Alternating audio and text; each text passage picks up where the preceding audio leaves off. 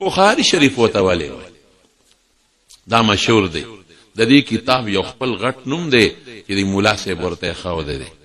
او غټ نوم د دې کتاب دی الجامع الصحيح المسند المختصر من احاديث رسول الله صلى الله عليه وسلم وسننه وايامه وقد نوم ګرانی شر جامع وایم فواید زیایا وقد نوم دي نو خلق مختصر وای نو وقد نوم دي نو بس خلق وته جامع د امام بخاری وای یا صحیح د امام بخاری ورته وای نو بیا پکې نور اختصار شو نو بخاری شریف وته وای اوس بخاری شریف وته والی وای د دې کتاب چې چا لیکلی دی داغه لقب بخاری دی نوم یې دی محمد د پلار نوم یې دی اسماعیل د نیکه نوم یې دی ابراهیم د نیکه د پلار نوم یې دی مغیره او د نیکه د نیکه نوم یې دی بردزبه او بخارا ته نسبت پیدا په بخارا کې دی کله بخارا او د خپل د نیکه نه نو ځکه ورته بخاري وای ما د کور په خپل سترګو لیدلی دی په بخارا کې د کور دی یو وړه غوندې مدرسه ده پکې دومره کور به وي لکه چې دا مونږه کوم ځای کې ناست یو دا په مین نیم کې رکوټې کور دی او د زړې زمانې آبادي ده پکې او پکې د تیږو او د خټو کور دی مدرسه ده خو مدرسه بند رجرنده ورته پرتی په بخارا کې بخارا مې کتلې د بخارا چې ما په سترګو لیدله زه حیران شوم چې خلک اوس هم وایي دا پلانکې علاقه چوټه بخارا ده نو ما په سترګو هلته ولیدل چې څومره مدرسې په بخارا کې په هغه زمانه کې په سوونو هره کوڅه کې مدرسه اوس نشته ګورې یو مدرسه مې ټوله په بخارا کې اوس ولیدله یو مدرسه په هغې کې 130 طالب علمان یا 140 سبق پې ټول ماشومان هم پکې اوس ټولې بندې دي اوس په هغه مدرسو کې سبق نشته دی کې څه دي الله اکبر کا قصې اوږدې دي اوس نشم ویلی درته هغې مدرسو کې مارکیټونه دي هغه مدرسو کې نن بازارونه دي او د هینډیکرافټ دا زاړه څیزونه پکې خرڅېږي او قسم د جینکۍ پکې لستوڼې نشته د غریبانانو اخو بربند ګرځي او پکې لګیا دی او شرابونه پکې خرڅوي اوس کلي کېږي پکې سیستم ختم شوی دی بهر کې فوزان له یو اوږده خبره ده بخارا زه پکې وګرځېدم او خواجه نقشبندي رحمت الله علیه قبر دی پکې هغې ته ورغلمه داسې ډېر لوی خلک دي په بخارا یو مقبره و ماته یو سړي یو مقبرې ته دی بوزم په بخارا کې 300 پکې هغه علما دفن دي چې نوم کې محمد راځي دا په قندهار کې دا یو مقبره شته 300 هغه علما وی صاحب د هدایي وصیت کړو چې ما د مقبره کې خښ کې خو چونکې د هغه نوم اول کې محمد نو نه پکې پرې نه ښوده چوټي کې علما هغه علما چې د صاحب د هدایي د پای علما دي هغه پکې 300 خښ دي هغه چې نوم کې محمد چې لاړم وګرځېدم مقبره کوم د وداد ده که نه یو 15 قبرونه باقي پکې اسم نو هلکه دا ولې ودا چې د روس انقلاب راغی دا ټولې بلډوز کړي دي ختم بخارا امام بخاری رحمت الله علیه په دې بخارا کې پیدا شو زمارونو ډېر لوی محنت قسم په خدای امام بخاری کړی ماشوم راکوټې کوچنی بچې چې په سترګو ړوند شو مور به خدای ته جاړل یا خدای زما بچې په سترګو ړوند دی ما خو نیت کړو چې د حدیث علم کوم نو په خوب کې حضرت ابراهیم علیه السلام ولید ولې جاړې وی ما بچې دی او ما په علم د حدیثو کو په سترګو ړوند دی وی مبارک دې شه بچې دی خدای جوړ کړی دی چې راویښه شوه دی او قد خدای جوړ کړی بکت وابتهلت الى الله فرأت في المنام ابراهیم هغې ولید نو فبشرها هغې هغه وله زیری ورکو نو چې دې کله را بیدار شو د خوب نه نو په سترګو جوړو او د مخکې نه نظر تیزو نو ما نه اکثر طالبان تپوسو کی چې ته وایې د مخکې نه تیزو تا وله پلې باټرۍ چک کړی اوسه که په مشین دی وله کتلی ما سره دلیل دی د دې یو کتاب د مفتی صاحب سره وایي کہ تاریخ کبیر د امام بخاری رحمت الله علیه دی لیکي وی دا تاریخ ما د شپې د سپومې رڼا ته لیکلی چې کوم تاریخ یو انسان د شپې د سپومې رڼا ته لیکي خو نظر یې تیز دي که نه موږ ته خو پرو غروز باندې د سړي او د سنډا په منځ کې فرق نشو کولی نظر کمزور دا نظر یې تیز شو مور ځان سره بوته د بیت الله حج نه یو دیو یو احمد چې حج نه فارغ شو بیت الله طواف وداع ورته وایي مخامخ کېناستل نو دې مور نه مطالبه کوي وی مورې تا خو د حضور پاک د حدیثو لپاره غوښتم، حالانکه د تعلم فی سباحو په ماشومو چې دا په خپل وطن کې علم حاصله او یو لوی محدثو په هغه باندې یو ردم کړی و ابو زبیر، هغه خیر خبره اوږده ده وسو نو بهر کیف یو داخلي لوی ملاو درس کې پدراد وکړو د سند دی غلط وی نو مور ته وایي چې تا خو علم لغوښتې مې او بچې نو علم خو د حجاز کې دی په مکه مدینه کې دی که ما پرېږده راکوټې عمر نه کم نو مور یې یارېده چې دا خو راکوټې بچې د ضایع رانه نه شي نو مور یې الله تعالی سوچت کړی بیت الله په مخ کې و ډېره زیاتې وجړل یا الله دا راکوټې بچې دی او دا خو ما ستا د پیغمبر د علومو دپاره غوښتې دی الله ستا په دې کور کې تا ته سپارم افوض الیک یا رب خدای ته د حفاظت وکړي په جاړه کې تیمور را رخصت شوه او دی لګیا شو ټوله دنیا په هغه زمانه کې دا د مولانا علامه شمس الحق افغاني نه مو اورېدلي دي هغه یو ځل ختم بخاري کو په 400 مدرسه کې ما ته یاد دي دغه بعضې خبرې ما ته هغه نه اورېدلي دي چې هغه وایي هغه زمانه کې څومره دنیا و په ټوله ګرځېدلې دي د علم د طلب دپاره شام او مکه او مدینه او یمن او دا ټول بصره او کوفه دا ټولې کتلې دي خراسان دا دې خوا ماوراء النهر دا ټول علاقې کتلې ده علم حاصل کا په ډېر لوی محنت او په ډېر مشقت علم حاصل کا او په مکه مکرمه کې کېناست مسوده تیاره کړه او بیا لال مدینه منورې ته او په مدینه شریفه کې بیا لګیا د صفایي کوي او کوم ځای کې کوي فی روضة من ریاض الجنه هلته ناست دی روضه صفایي کوي په مدینه منوره کې او بیا د خپل الفاظ حافظ ابن حجر نقل کړی دي ما كتبت حديثا الا اغتسلت وصليت ركعتين واستخرت الله تعالى حتى استيقنت صحته هر حدیث نه مخکې غسل بیا 2 رکعات نفل هر حدیث نه مخکې استخاره دی کړی دي سره د مقررات تقریبا 9,000 حدیث دي نو تقریبا لفظ بزوې ما 9,000 کرته دي کتاب له غسل کړی دی 9,000 کرته ول استخاری کړی دي او تقریبا 15,000 رکعات ول نفلونه کړی دي او پروضه من ریاض الجنه کې لیکل دي نو الله به قبولیت ورکړي که بنه ورکړي دا قبولیت خو الله سره دی دې کې بغض حسد چا سره نه پکا خدای چاله قبولیت ورکړي دا خو د بخاري حدیث کتاب الرد علی الجهمیه کې په نور دینو کې ویلي دي چې الله پاک له دا حب الله عبد النادى جبريل امام بخاری ثابتې په قول د باری تعالی کې چې الله صفات د کلام شتا نادا جبريل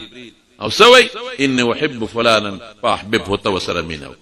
او جبريل بیا د اسمان فرشتو ته حکم کوي چې الله پلان کې سره مینه کوي تاسو سره مینه وکي او ثم توزع له القبول في الارض بیا ځمکه کې د نیکانو زړه کې دوته نیکان ځکه یادوم چې زم د حضور پاک سره هم د منافقینو مینه نه و د نیکانو خلقو په زړه کې الله پاک داغه سره مینه واچي رښتیا وایي دا محبت او قبولیت د چا د طرف نه شو جواب راکې الله د طرف نه کې بغض حسد نه پکا چې الله خدای قبولیت ورکړي ته خبره ده نیک دي د کوله خدای قبولیت ورکړي کنه شاګردان پیراتو مریدان پیراتو دومره خلق راتاو نو دا خاصه نه راتاویږي دا خلق د خلقو په زړونو کې خدای واچي چې دې لپاره لاړ شي نو دا کتاب له خدای قبولیت په دی وجه ورکواله قلم به تیر کاو ہے قلم هر حدیث چې بلیکا قلم به تیر کاو ابو ربا جمع کولا چا ورته سید دا هر دل ولی تیر کې وې دا بوره مې پکار ده چې کله وفات کې د وصیت وکړه وې دا هغه بوره ده چې ما په رسول الله مبارک حدیث لیکلی دي نو چې د ما غسل لو بګرموي خشاک کې دا واچوي چې حرارت او بو ته ورسي دا غو بو حرارت زما وجود ته ورسي دا څه سړی خلق وی دا دی اگر یا لکه دا تبرک به اثار صالحین او فلان د رسول الله مبارک په ختم مبارک بدل سره ګرځول دا امر لوی سړی دی او بیا ټول دنیا کې وګرځي دا هغه ډېرې اوږدې خبرې چې کم ورع او تقوا سره د علم حاصل کړی دی حیران بشي هغه واقع درته ما وایي چې د په کومه طریقه حاصل کړی دی هغه اوږدې دي وخت د وخت کې نشته مختصرا خپل علاقې ته واپس شو بخارا ته هلته یو ګورنر ورته چولمساو وی دا کتاب بروړې زما بچو ته به زما په دربار کې ښه وی د درباري مولا نه درباری مولا نه دا کار نه وی خدا سکاوه چې د ما بچی به درځي او دا کتاب ورته خپل ځای کې خای خو نورو طالبانو سره یو ځای به نه کینې د ما بچی نیازبین دي وی چاپلوس مولا نیم که ستا بچی نورو سره یو ځای کینی ورته خیم ګنې نه رالیږه وی د ما د وطن نه وځه السلام علیکم بخارا نه راوستری سمرقند ورته وی د تاشقند دارالخلافه د ازبکستان ده د تاشقند نه د 3 غنټو په مزل موټروی ده سمرقند راځي سمرقند کې ډېر لوی اکابر امیر تیمور او قسم د حضرت عباس رضی الله عنه ډېر لوی خلک پکې دفن دي تاریخي ځای دی او بیا دقه سمرقند نه 60 کیلومتره د بخارا په روډ باندې د امام بخاري قبر دی دی راغی سمرقند ته واپس خرطنګ وته هغه زمانه کې وي اوس ورته قريه اسماعیل وایي چې راغی دلته کې ډېره شو طالبان راته وشو دنیا براتله ورته به درس کې کېناستل د سمرقند والي ته چا وایي چې دا ملا خو راغی یریږي بیا داسې مولیانو نه خلک دا خو سبا دا ټول خلک خود پسې شو څه به کېږي بس هغه ورته سازش جوړ کړه نو چا ورته ویل ته رشته دارانو په خرطنګ کې وی د دم فیصله وکړه بادشاه ګورنر د سمرقند او تا جلاوطن کوي وباسي دا حقو مولا یو زمزینی ګوري ښا حق پرست ملا چی کنه داغه د باطل خلق دشمنانی بیا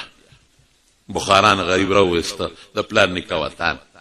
اوس راغی دلته سمرقند سره خوا کې 20 کیلومتر کې صدقه کې خرطنګ کې پروت دی چې وته اطلاع را رسیدله د اختر شپه ده رب العالمین ته لا سوچت کړي ویجاړه او سوي اللهم قد ضاقت علي الارض بما رحبت فقبضني لك غیر مفتون خدای استا څومره فراخ ازمکه د په ما تنګه د پروردګار دومره فراخ ازمکه کې زما ځای نشته خدای ما ځان ته قبض کې او د فتنې نه مرګ مې وساتي علما لیکي د مرګ سوال به نه کوي حدیث کې راځي د رسول الله مبارک حدیث دی یو سړی به د مرګ سوال نه کوي اما ان يكون محسنا فلعله يزداد واما ان يكون مسيئا فلعله يستعتب بالمرګ سوال به نه کوي لا يموتن احدكم الموت خو چې په دین یو سړی یریږي چې دین کې مفتون نشم یا سوال جایز دی سوال یو که د خدای پاک نه او وی جلال ډېر زیات دومره لوی عالم او غریب ته تنگ دی په جون د ظالمانو د لاسه حکمرانانو د لاسه نو پریوت په خوب کې ته خوله لاړه او ساته وته صاحب من نزدې کلی کې یو عالم خوبی نی نزدې کلی کې وی رسول الله صلی الله علیه وسلم په خوب کې اولید او ډیر زیات مرګري ور سره دي ما وی حضرت سکه مرګري ور سره دي وی د امام بخاری استقبال تراغلی ما ایشه کیشم په اسمخ پواړو لا خرطنګ ته بزان اورسو چې لاړم د جړا وادونه مې وریدل ما وی سچالو شو ولک سات مخ کې امام بخاری وفات شو هغه سړی دا کتاب لیکلی دی چې دا وفات په وخت کې د روح استقبال محمد مصطفی کوي صلی الله علیه وسلم اسی خدای قبولیت ورکړي بیا دفن شو دې قبر لتلی خوا کې واړه مدرسه ده خو بنده ده لوی احاطه ده په هغه احاطه کې دننه قبر او حکومت ورسره تقریبا یو 200 جریبه به ځای دی باغچه ده پکې ډېرې ښایسته اوبه دي پکې نیرم پکې منځ کې راکوټه شان بیګي احاطې ته چې دننه ورلمه امام بخاري مخامخ قبر دلته دا خلک چې ودونه کوي نو دې قبرونو له راځي دا د هغوی رواج دی او قبر نه ګیر چاپېر ته حافظان ناست چې هغوی تلاوت ورته کوي پیسې له خلک ورکوي جمعات چې کم امامو قسم په خدای حیران شوم که نه هغه جمعات امام داسې اجامت کړي ګیره د 2-3 ورځې هلته نشته ګیرې څوک نه پېژني موږ پورې به خلکو خاندل چې موږ به ولیدو پټکې به زموږ ګیره وه څادر به د خلکو نېغ ښکتل مې لکه موږ خو د وم اسمان نه په چترۍ نه یو راکو شوي هغوی ته به دا زموږ دا قصې پسې بدلې ښکارېدې چې دا څوک دي دا ګیرو والا او دا پټکو والا نو ما هغه غریب د تلاوت هم سم نه ورته خو هغوی فرضي قبرونه جوړ کړي دي دا د هغوی قانون دی امام ترمذي ترمذ کې دی دا ازبکستان کې راځي فرضي قبرونه بره سنگ مرمرو جوړ کړي دي خلک هغې ته ودرېږي اصل قبر لاندې دی ما وی زه خو لاندې قبر ته هغه ملا صاحب ته مې ما ته وی دا خو زمونږ اختیار نه دی مخامخ ډي سپي صاحب ته ووایه موږ سره دغه ترجمان را سره و ډي سپي هغې په ازبکۍ پوهېږي او په روسۍ په بله ژبه نه په انګریزۍ پوهېږي نه په اردو پوهېږي نه په عربۍ هغې له ورله ما ډي سپي صاحب چې نه تاسو سرکاري ډیلیګیشن ته موږ کولاو داسې نه کولاو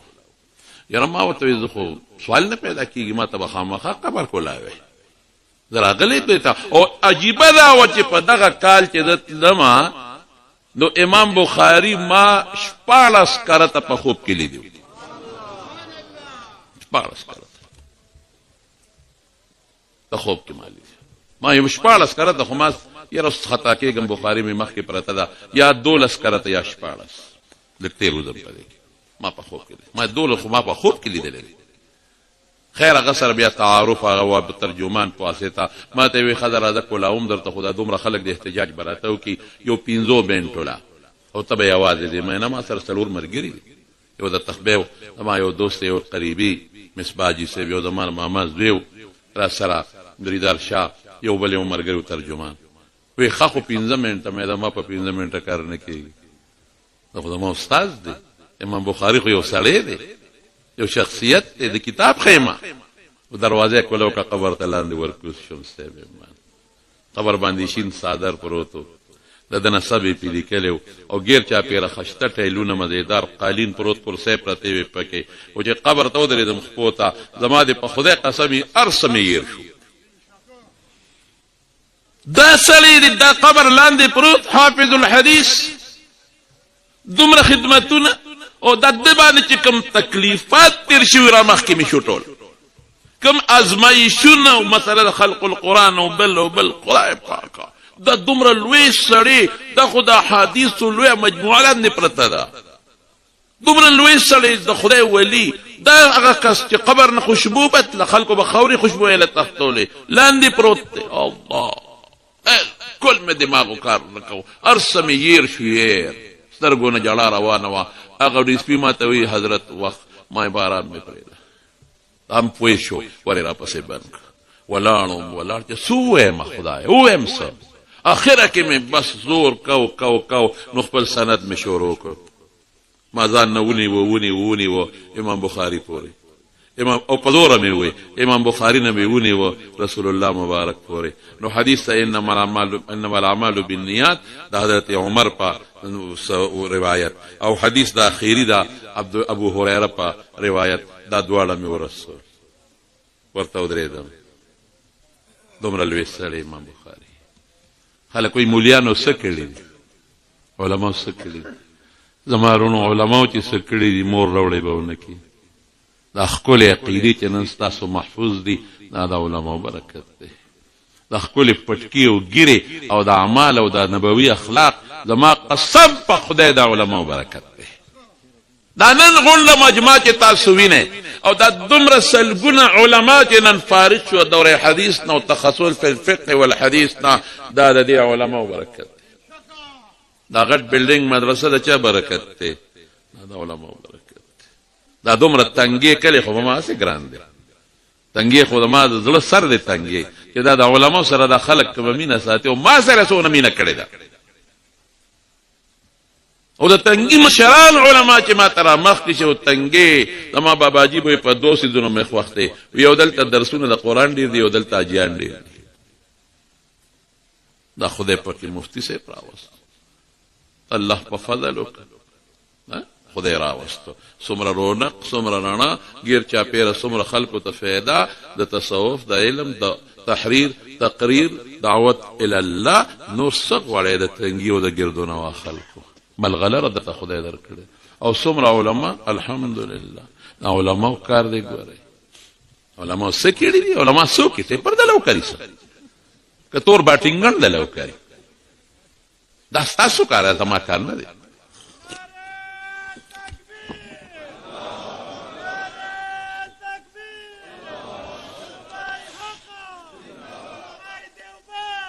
هر وخت کې علماء خپل کار کړی دی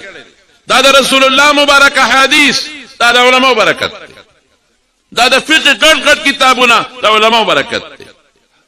دا وګورئ تاسو دا ګڼ لوی جلدونه او مجلدات چې دي دا د علماء برکت دا زموږ ایمان زموږ عقیده دا ټول د علماء برکت دی علماء څه کړي دي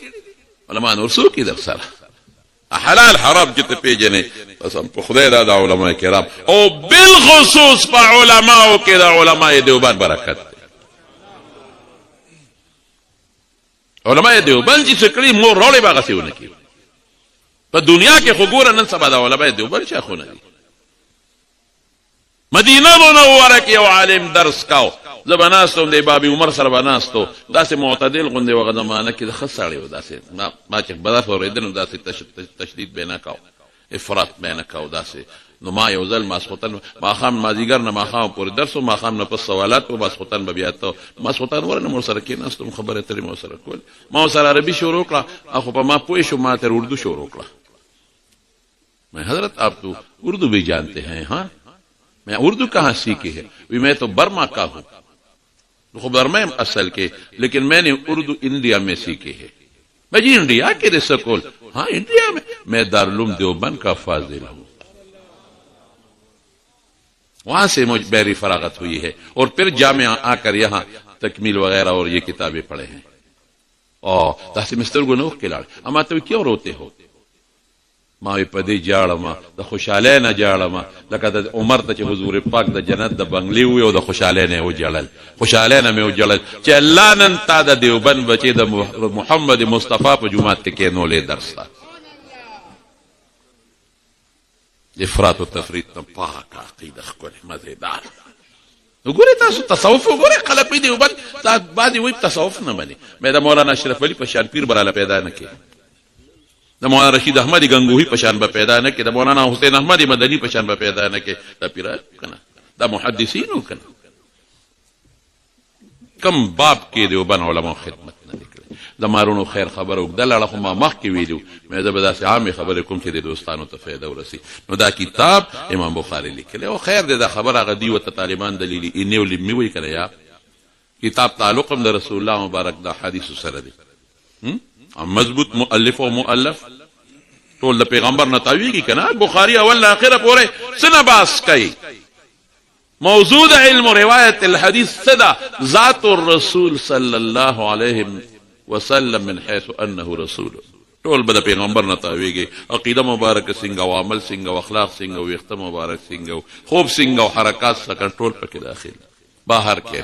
اوس برا شو دی خپل مقصد لا. نو دلته کې خو یو مبحث مونږ ذکر کوو، خو دلته مناسب نه ګڼم. زمونږ د علما ورته ربط وایي، ربط الخاتمه بالفاتحه او ربط الباب بالباب او ربط الباب بالکتاب، دا ذکر کوي. دلته زه ورته ربط نه وایم، ربط وایم خو دا د خاتمه او د فاتحې د زه ورته حسن النظم والترتیب د امام بخاری رحمت الله علیه. نو هغې کې مونږ ذکر کوو چې اخیر کې کتاب الرد علی الجهمیه راوړه، اول کې کتاب الایمان ولې، او د اخیری باب او د مخکې باب منځ کې مناسبت څه دی؟ مخکې باب او اخیری باب او اخیری حدیث او د مخکې حدیث څه مناسبت دی؟ د دې باب د مخکې سره خو ګمان دا دی چې دا به خپل استادانو به ویلي، څه خاص ضرورت نشته. دا یو ټکې به پکې صرف ویم د دې باب د مخکې باب سره، باقي نه ویم درته. صرف یو ټکې ویم چې غرض د امام بخاري رحمت الله علیه د انعقاد د ترجمه الباب نه څه دی؟ دوه غرض دي نو. یو غرض د ده دا دی چې مشوره داسې ده چې د رد کوي په معتزله باندې، او دویم چې زما په ذهن کې د کمستی غرض دی، غرض کوي په بعضې حنابلو. دو خبرې دي. معتزله څوک دی؟ دا د صحابه او اخیری زمانه کې او د تابعینو په اوله زمانه کې یو فرقه تېره شوې ده، لوی تاریخ لري. رسول الله مبارک د دریو یو فرقو ویلي چې یو به جنت ته ځي او دو یا دوزخ ته به ځي. نو یو په هغه دریو یو فرقو کې د معتزله وه، 12 ډلې دي دا په خپل منځ کې خپل کور کې بیا معتزله، او ځان یو تاریخ لري. د هغوی څه باطل عقیدې وې د معتزله، او بنیاد د مذهب یې په شپږو څیزونو وګورئ ښه. یو ته توحید وی، یو ته عدل وی، توحید او عدل، او بل ته امر بالمعروف نهی عن المنکر وی، بل ته وعد او وعید وی، بل ته منزله بین المنزلتین وی، او بل ته امر بالمعروف نهی عن المنکر. دا شپږ اصول دي د دوی، او دارومدار د بوتلان په دریو څیزونو دي د مارونو ګورئ. یو الجهل بمقاصد الشرع، د شریعت نه غریبانان نه دي خبر، بل اتباع الهوا، د خواهشاتو اتباع کوي، د سنت او د حدیث مقابله کې، او دریم کوي تحسین الظن بالعقل. زویمه په عقل ښه ګمان کوي چې کوم څیز د عقل سره موافقت خوري مني، چې عقل سره مصادف وي د هغې نه انکار کوي. دا درې د بطلان خبرې دي، او ډېرې خراب عقیدې دي، ډېرې خراب. یو عقیده دا ده چې جنت او نار لا مخلوق نه دي، وجود د اصلح د عبادو په الله او عباد د خپل افعال اختیاري او خالقین دي او عذاب قبر نشتا کرامت د اولیاء نه مني معجزات رسول الله مبارک ته انکار کی مشهور معجزه ده انشقاق القمر اقتربت الساعه وانشق القمر کوم تعبیر فاسده کوي کرامت د اولیاء نه مني جنت او نار نشته میزان نشته اطلاع پول نشته پول سورات دا کم د دوزخ د پاسه دی وی دا ناری پول دی د وختن نه لري او توري نه تیر دی وی په دې بسوک څنګه دی دا خو تعذيب شرقات کې مشتا علاقه کې مولو نو مې د تنال مفتي سي به پیجاري یو خوند سړی ورته خسر ما سره ډیر زیات بینو پټ په بیا مفتي سي ته وې نو هغه لچا چیک کړی و نو هغه غریب تقریر کې د پولیس ورا ذکر کړو چې د وختن نه لري د توري نه تیر دی یا مقتدی ولا چا وکړه او دا پندور چې زما دا نه خوخه سپین دې په خوالاله نو چې چا په او سور کړو نو ورته مولوی صاحب تا پرون په جمعه کې وی چې پول دی او د وختنه نه لري د تور نه تیر دی دا داسې مونږ یرولو کدا غب شپ ته کوي حقیقت نه نوې دا حقیقت ته حدیثو کې ثابت نو مولوی صاحب ته په څنګه دي تا هم پونټه پلاس کړه خو صدام دورها بد سړی کې به بيزي هغه دم ماته مخایا کنه هغه تل شل زره قامه کې بل پس کوم ځای ګرځم ادم ماته خو مولوی صاحب څنګه په چرګ مې دا باندې خوړه هغه ورته وی دا چې نن د کم کارو کنه دا کله کله کوونو موټر وې به کم دتا خیال دی راغی موټر وې به کم دتا مفتي ته مثال یو خو مالا براته ما دارلوم ته نو موټر وې به کم دتا نو هغه د هم نه مانی پولیس دا سه ډېرې بعضې څیزونه چې د عقل نه بعیدي هغې نه انکار کوي نو خبرې خو دې کې ډېرې اوږدې دي خو یوه خبره یې دلته کې دا چې دا وزن د اعمالو میزان دا نشته دی ولې نشته دلیل ته یې غوږ کېده وایي دا اعمال اذا وجدت عدمت ختم شي او اعاده د معدوم خو محاله ده دا خو واپس به څنګه راځي او که بالفرض اعاده راشي نو دا غیر متقوم بنفع پښتو کې جوهر عرض پرېدا دا سم غیر مادي سيزونه دي وزن خدا غسیس کیږي چې مادي وي دا طالبان جوهر عرض کې خبره کوي تقوم بنفسها او متحيز وغيرها پرېدا نو دا خو غیر مادي سيزونه خو نه تللی کیږي هغه شی تللی کیږي چې ماده لري دا به څنګه تلو نمبر 1 او دویمه خبره دا ده چې فائدہ په تول کې صدا تول خو هغه سوقي چې وته شي پتن لګي الله تقوار معلوم دي امام بخاری ور باندې رات کوي بهترین را د امام بخاری کوي څه موږ جوابونه کوو وی الله وی اخبر به بالوزن المخبر الصادق الله وی وندعو الموازين القسط ليوم القيامه سو کوي الله او رسول الله مبارک وی کلماتان دو خبري ثقيلتان في الميزان نو چې الله او رسول دې کې دویمه خبره ضرورت ختم شي الکه منو الله او رسول خبره ختم شي بعضی سيزونه دي اوس وخت پکې وګديږي چې ته تفصیل وایم کاغذ نه وي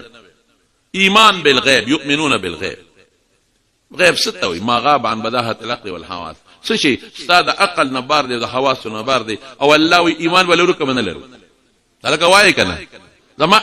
اور یو خبره ته زبل کوم د طالبانو تخپل ته یو مبحث بل بیانوم د شریعت یو خبر د عقل سره ټکراو نه لري بعضی سیسته د عقل رسینا نو چې عقل وترسي کنه رسي خو الله او رسول یې بم بمانو منو بکنه منو الکه فرشتي معنی کنه جبريل معنی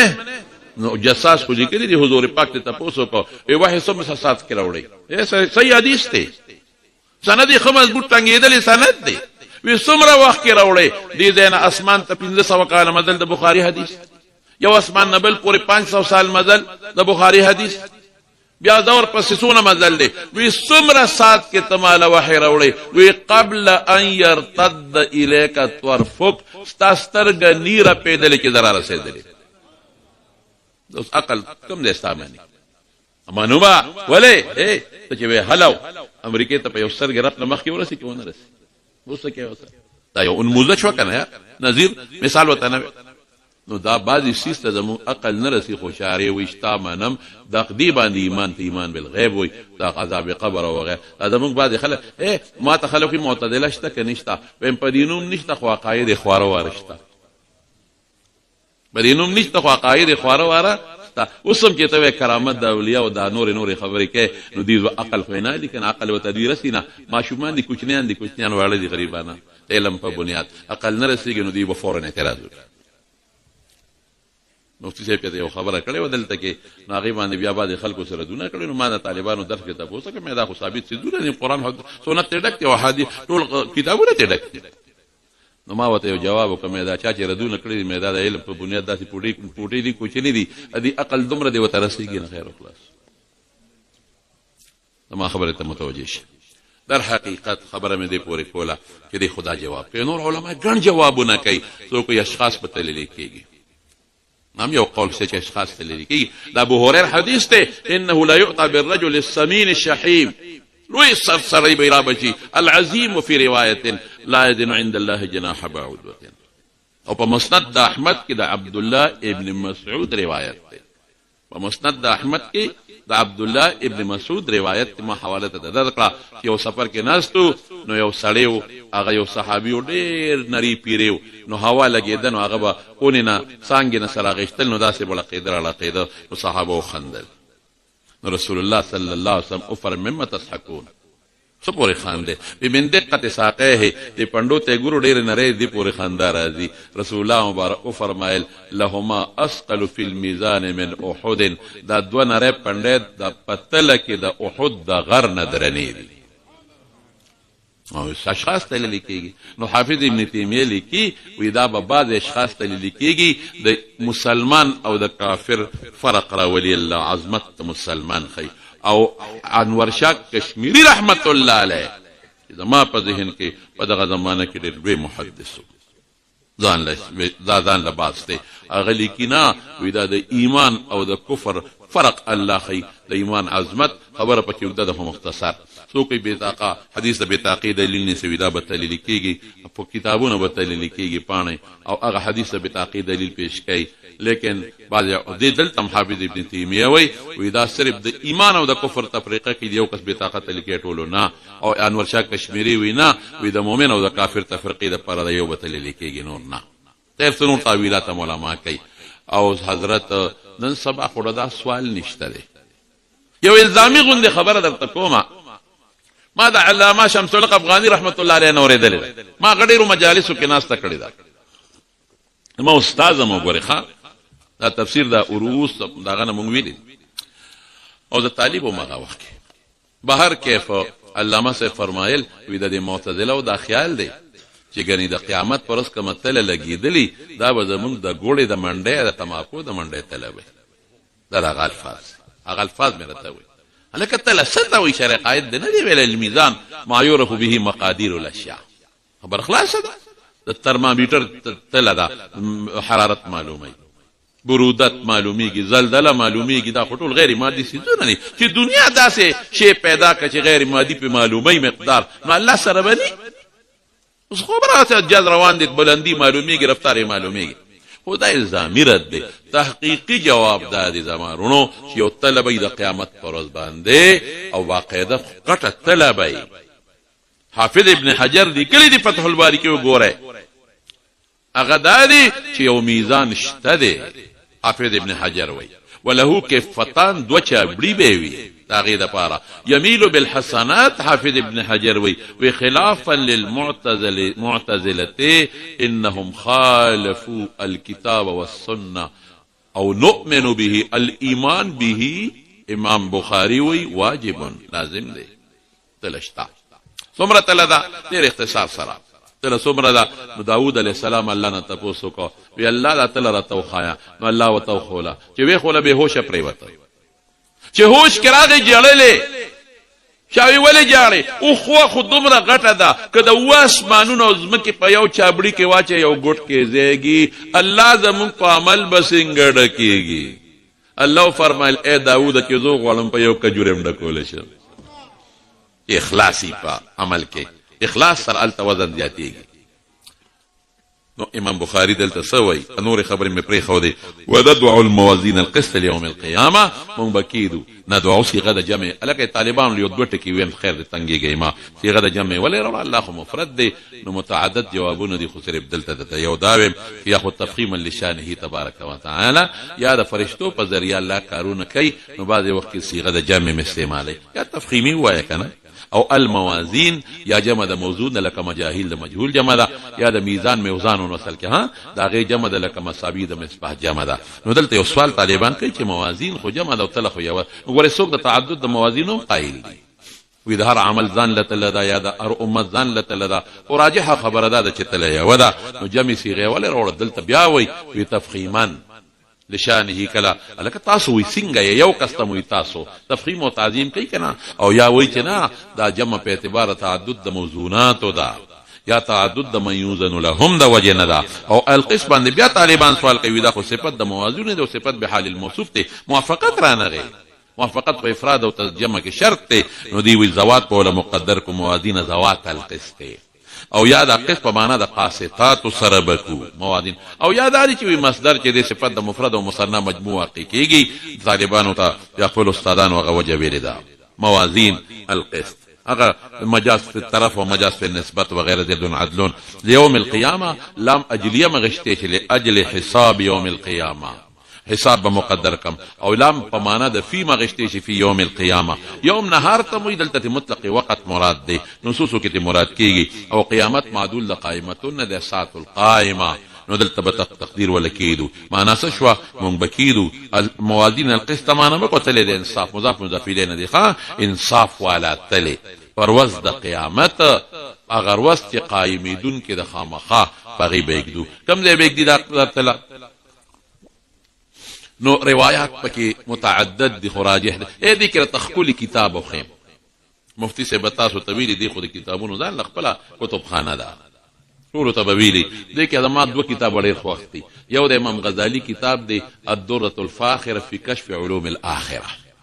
الدرة الفاخرة في كشف علوم الآخرة، او یو د علامه قرطبي کتاب دی التذکرة في احوال الآخرة، او د سیوطي کتاب خو مشهور دی خو تاسو ټول سره شته دی دا پکې ډېر ښکلي کتابونه دي مده دار جامع. نو دلته توي انا دعوا الموازين القسط يوم القيامه كم زي بيګدو. نو دا اول چې موږ د قبرونو نه پاسو کنه ارچا ته خپل عمل مخه تراشي. نو دا غي نه پس بیا د هر پیغمبر حوزي اغه لبزو دا غي نه پس به عمل نامه راخوري شي چاته پخیل چاته پګت چاته به ورای زهره دا غي نه پس بیا پول سورات ته مخامخ دا پول ګوري او سورات لاره ته وي پول مون پښتو کې وای ته ته مخامخ تل لګیدل ده تل دا غلطه پرتا ده. نو د دې تل دا وزن بسوک کوي. نو دې کې ډېر روایت ما ته یاد دي حوالی امراته یاد دي اوس وخت کم دی. یو روایت کې راځي چې وزن به الله کوي، بل کې راځي جبريل به کوي، بل کې راځي آدم علیه السلام ولاړی، بل کې راځي پیغمبران د ټولو تطبیق کوما الله خپل به نگرانی کوي د وزن. جبريل علیه السلام وزن دی به وزن کوي حدیث کی باقاعده بالکل دی ودا چاغه به طلبه نیولې وی او هغه دغه تبګورغه لسان الميزان وته وی شی سره داسې چکیږي هغه تبګوري د دنیا د ټولو په شان نه دا ګورخه انصاف والا دنیا ته طریقه فود انسپیکټر ګرځیدل په دکانونو باندې یو سړی تله وکاته یو کاته لکه چې طلبه کته یو خو بدرنه بل خو دغه وا سپکاو الکه دا ولې دی خو درون شیخ دی خو سپک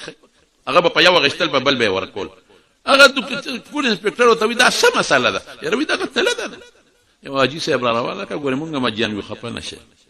نن سبا خو چې تو برګ رومالي والی خلک وته اجي وای خیال درا برګ رومالي والی او خلک وته اجي صاحب وای زمونږ یو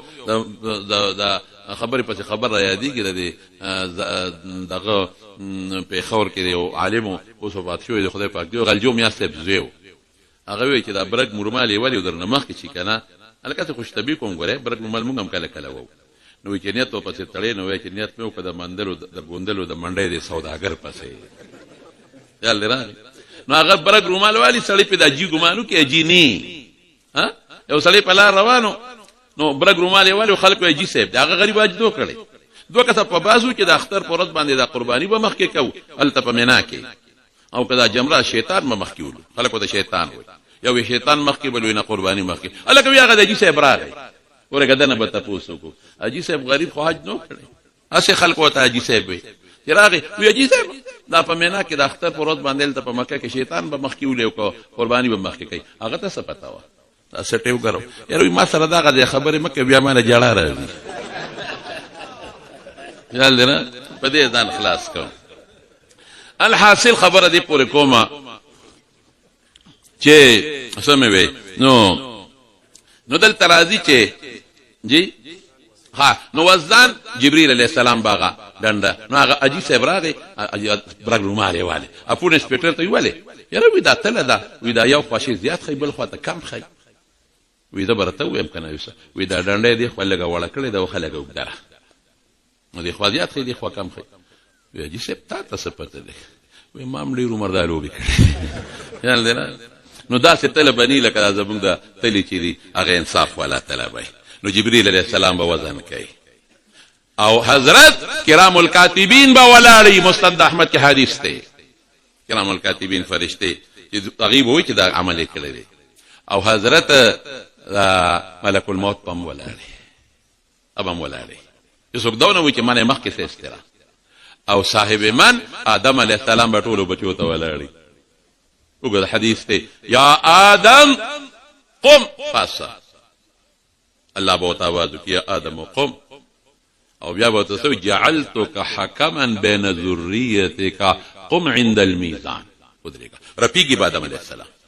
او دا کم پیغمبر او بس سره چې حساب کتاب کیږي هغه پیغمبر به ولاړی او ټول نړوم به حساب کتاب چا سره وکيږي زموږ امت سره وکيږي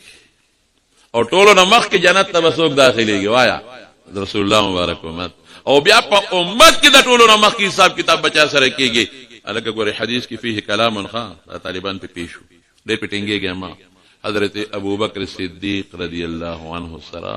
او چې ورمخ کې ابو بکر بجاړي ما مخ کې کو بل بل بل نو الله تعالی طرف نو आवाज وشي د متعلق تعویل چې ابو بکر فی الجنه متاخونه دروغ کومه د به سبب کتاب جنت ایو ټکه مې پکې پټ غوندې وي ها بهر کې دا تلشوا وان اعمال بني ادم وقولهم توزان دا خپل دعوه ذکر کوي مخکې تبرک حاصل کړه په نصر او هغه نصر اول چې اصل په دې باب کې د خپل دعب دی طریقه ده اوس دعوه صراحت ذکر کوي چې عمل د بني ادم او قول د بني ادم متللی کېږي طالبان بیا سوال کوي چې عمل خو جمع شو قول مفرد شو نو دی وی چې لکه العمل او تعلق جوارح سره دی او متعدد دی د قال تعلق لسره مفرد دا یو دوه جواب نورم دي کرمانی لیکلي دي قصولانی عادت نه کومه او د عمل او د فعل فرقونه دي پکې خدای وخت نشته دی وخت کې الما صرف یو ټکی د تدل تک ویم لک ضروری غنما چې امام غزالی په ادورۃ الفاخره کې لیکلي دي چې بعضی ته مستثنا دي څوک مستثنا دي انبیاء معصومان لیونیان چې کوم معصومین دي هغه سره وزن نشته او خبره ټیکتا په حدیث ثابت راغلي دی وخت دلایل د تنوع خو هغه یو ټکی لیکلي دی د معنی دی خو هغه وی د کفار او اعمال بم نه وزن کیږي امام غزالی وی او دلیل پیش کړی دی دلیل درته وایم ها هغه وی چې قران حکیم کې الله فرمایي فلا نقیم لهم یوم القیامه وزنا او قرطبی رد کړی دی بیا په خبره او اینه د کفار او اعمال وزن کیږي او دلیل څه قرطبی دلایل وروړي دی و صرف یو دلیل درته وایم هغه یو دلیل دار چې قران حکیم کې الله فرمایي اما من خفت موازینه فاولئک الذین خسروا انفسهم فی جهنم خالدون نو خفت موازینه نو معلومیږي چې تلک وزن نشتا او خفت په پکې او فی جهنم خالدون خلود خود کفار د پاره معلومیږي دا چې او لا نقیم لهم یوم القیامه وزنا الله ما قرطبی درې جواب کړی درته صرف یو جواب دلته کومه ادا چې بعض خلک یو سپکشینم تعبیر کوي ور دې اړه وزن نشتا نو دغه یو اسان غوندې جواب دي تاسو په دغه باندې نو عمل د بنی ادم نو دینه صرف هغه خاص کو انبیاء معصومین او امام غزالی ته کفار خاص کړی دي بنګیته نه خاص کو وزن به وي خو چې ایمان وسره نشته ثقل پکې نشتا قال مجاهد القصاص والعدل بالروميه دا امام بخاری خپل دعب دی چې دا یو غریب د قران د غریب د حدیث یاد په غریب القران شرح کوي نو قصه مناسب قران حکیم سوره بنی اسرائیل کې وزنوا بالقسطاس المستقيم ذلك خير واحسن تاويلا نو التقصاص معنا کوي قسطاس یا قسطاس دواړه قرات دونه ښه کتاب التفسیر کې تاسو ویلم دي عدل توي په رومه کې ځان لا وګت باسته چې قران کې رومي ده تم نه راغی څوک ترادف لغات نه وای او سو کوئی چې نه دا په یو لفظ د عجمیت قران د عربیت نه نو دي انزلنا قرانا عربيا والخپل جواب د تزو کما دا چې دا معرب دی بعد لفظ عجمی وی الف لام د خواص د عربیت تنوین وغیرہ داخل شي نو دی عربي وګرځي خو خیر دا د درې ده امام بخاری ويقال القسط مصدر المقصد بدیم طالبان سوال کوي حافظم کړي چې قسم مدد ثلاثي مجرد دی مختص فاعل د ثلاثي مزيد فی دی نو سو کوئی مصدر المصدر مضاف الیه مقدر دی تو دا جواب کوي او سو کوئی چې قسط مراد اقصاد به حسب الزوائد نم حافظ جواب کړي دی حضرت تخول جواب وکم خدای ما دام پکې لګوره دلته مصدر نه مصطلح مصدر مونږ نه خلو ما خذ بوالو وساس الباخذ قسط کنه دی مقصد عادل توي واما القاصد فهو الجائر ته وای دا امام بخاری وای چې مقصد د فرق په مزید او مجرد کې مزید په معنا د عدل دی او مجرد په معنا د ظلم دی قران نه استدلال نشي قران کې سوی اما القاسطون فكانوا لجهنم حطبا او ان الله يحب المقسطين خدای نور علماء رات کړي دا زبرت صرف یو راپورټ غونډه خبره وکما د امام بخاری د تفسیر ماخذ کې دی د طالبانو ته ما عوام ته نه ما دا خبره ذهن کې واچوي چې ماخذ الامام البخاري في التفسير تفسير ابي عبيده طالبانو ته وتفسير ابي عبيده ضعيف في التفاسير لهذا لا يعتمد على تفسير ابي عبيده ومأخذه تفسير ابي عبيده بس نور طالبان پک پوي شو نو دی وجنه تفسیر کې علما ډېر توجیه نور کېلتا په سورۃ یوسف کې سوی د متقع متعلقه امراتون متقع کوم کوم طرف ته تللی بهر کې د نور علما وی چې فرق په مصدر دی عدل يعدل عدلا انصاف توي عدل يعدل عدولا اعراض توي نو قسطا يقصد قسطا قسطا يقصد باب دی قسطا مصدر دی نو انصاف توي باب کا مجرد دی کا مزید او کا قسطا يقصد قسطا شي نو ظلم توي کا باب مزید او کا مجرد نور خبرې بکی پریدما خبرې وګدیلی او سند کې به خبرې پریدو احمد ابن اشکاب دی دا استاد محمد ابن فضیل دی دا استاد دا به عماره نه وای ها دا عماره نه دی په تشدید د میم دا تخفیف د میم سره عماره دی ابو زرعه خو درې کسان دي دلته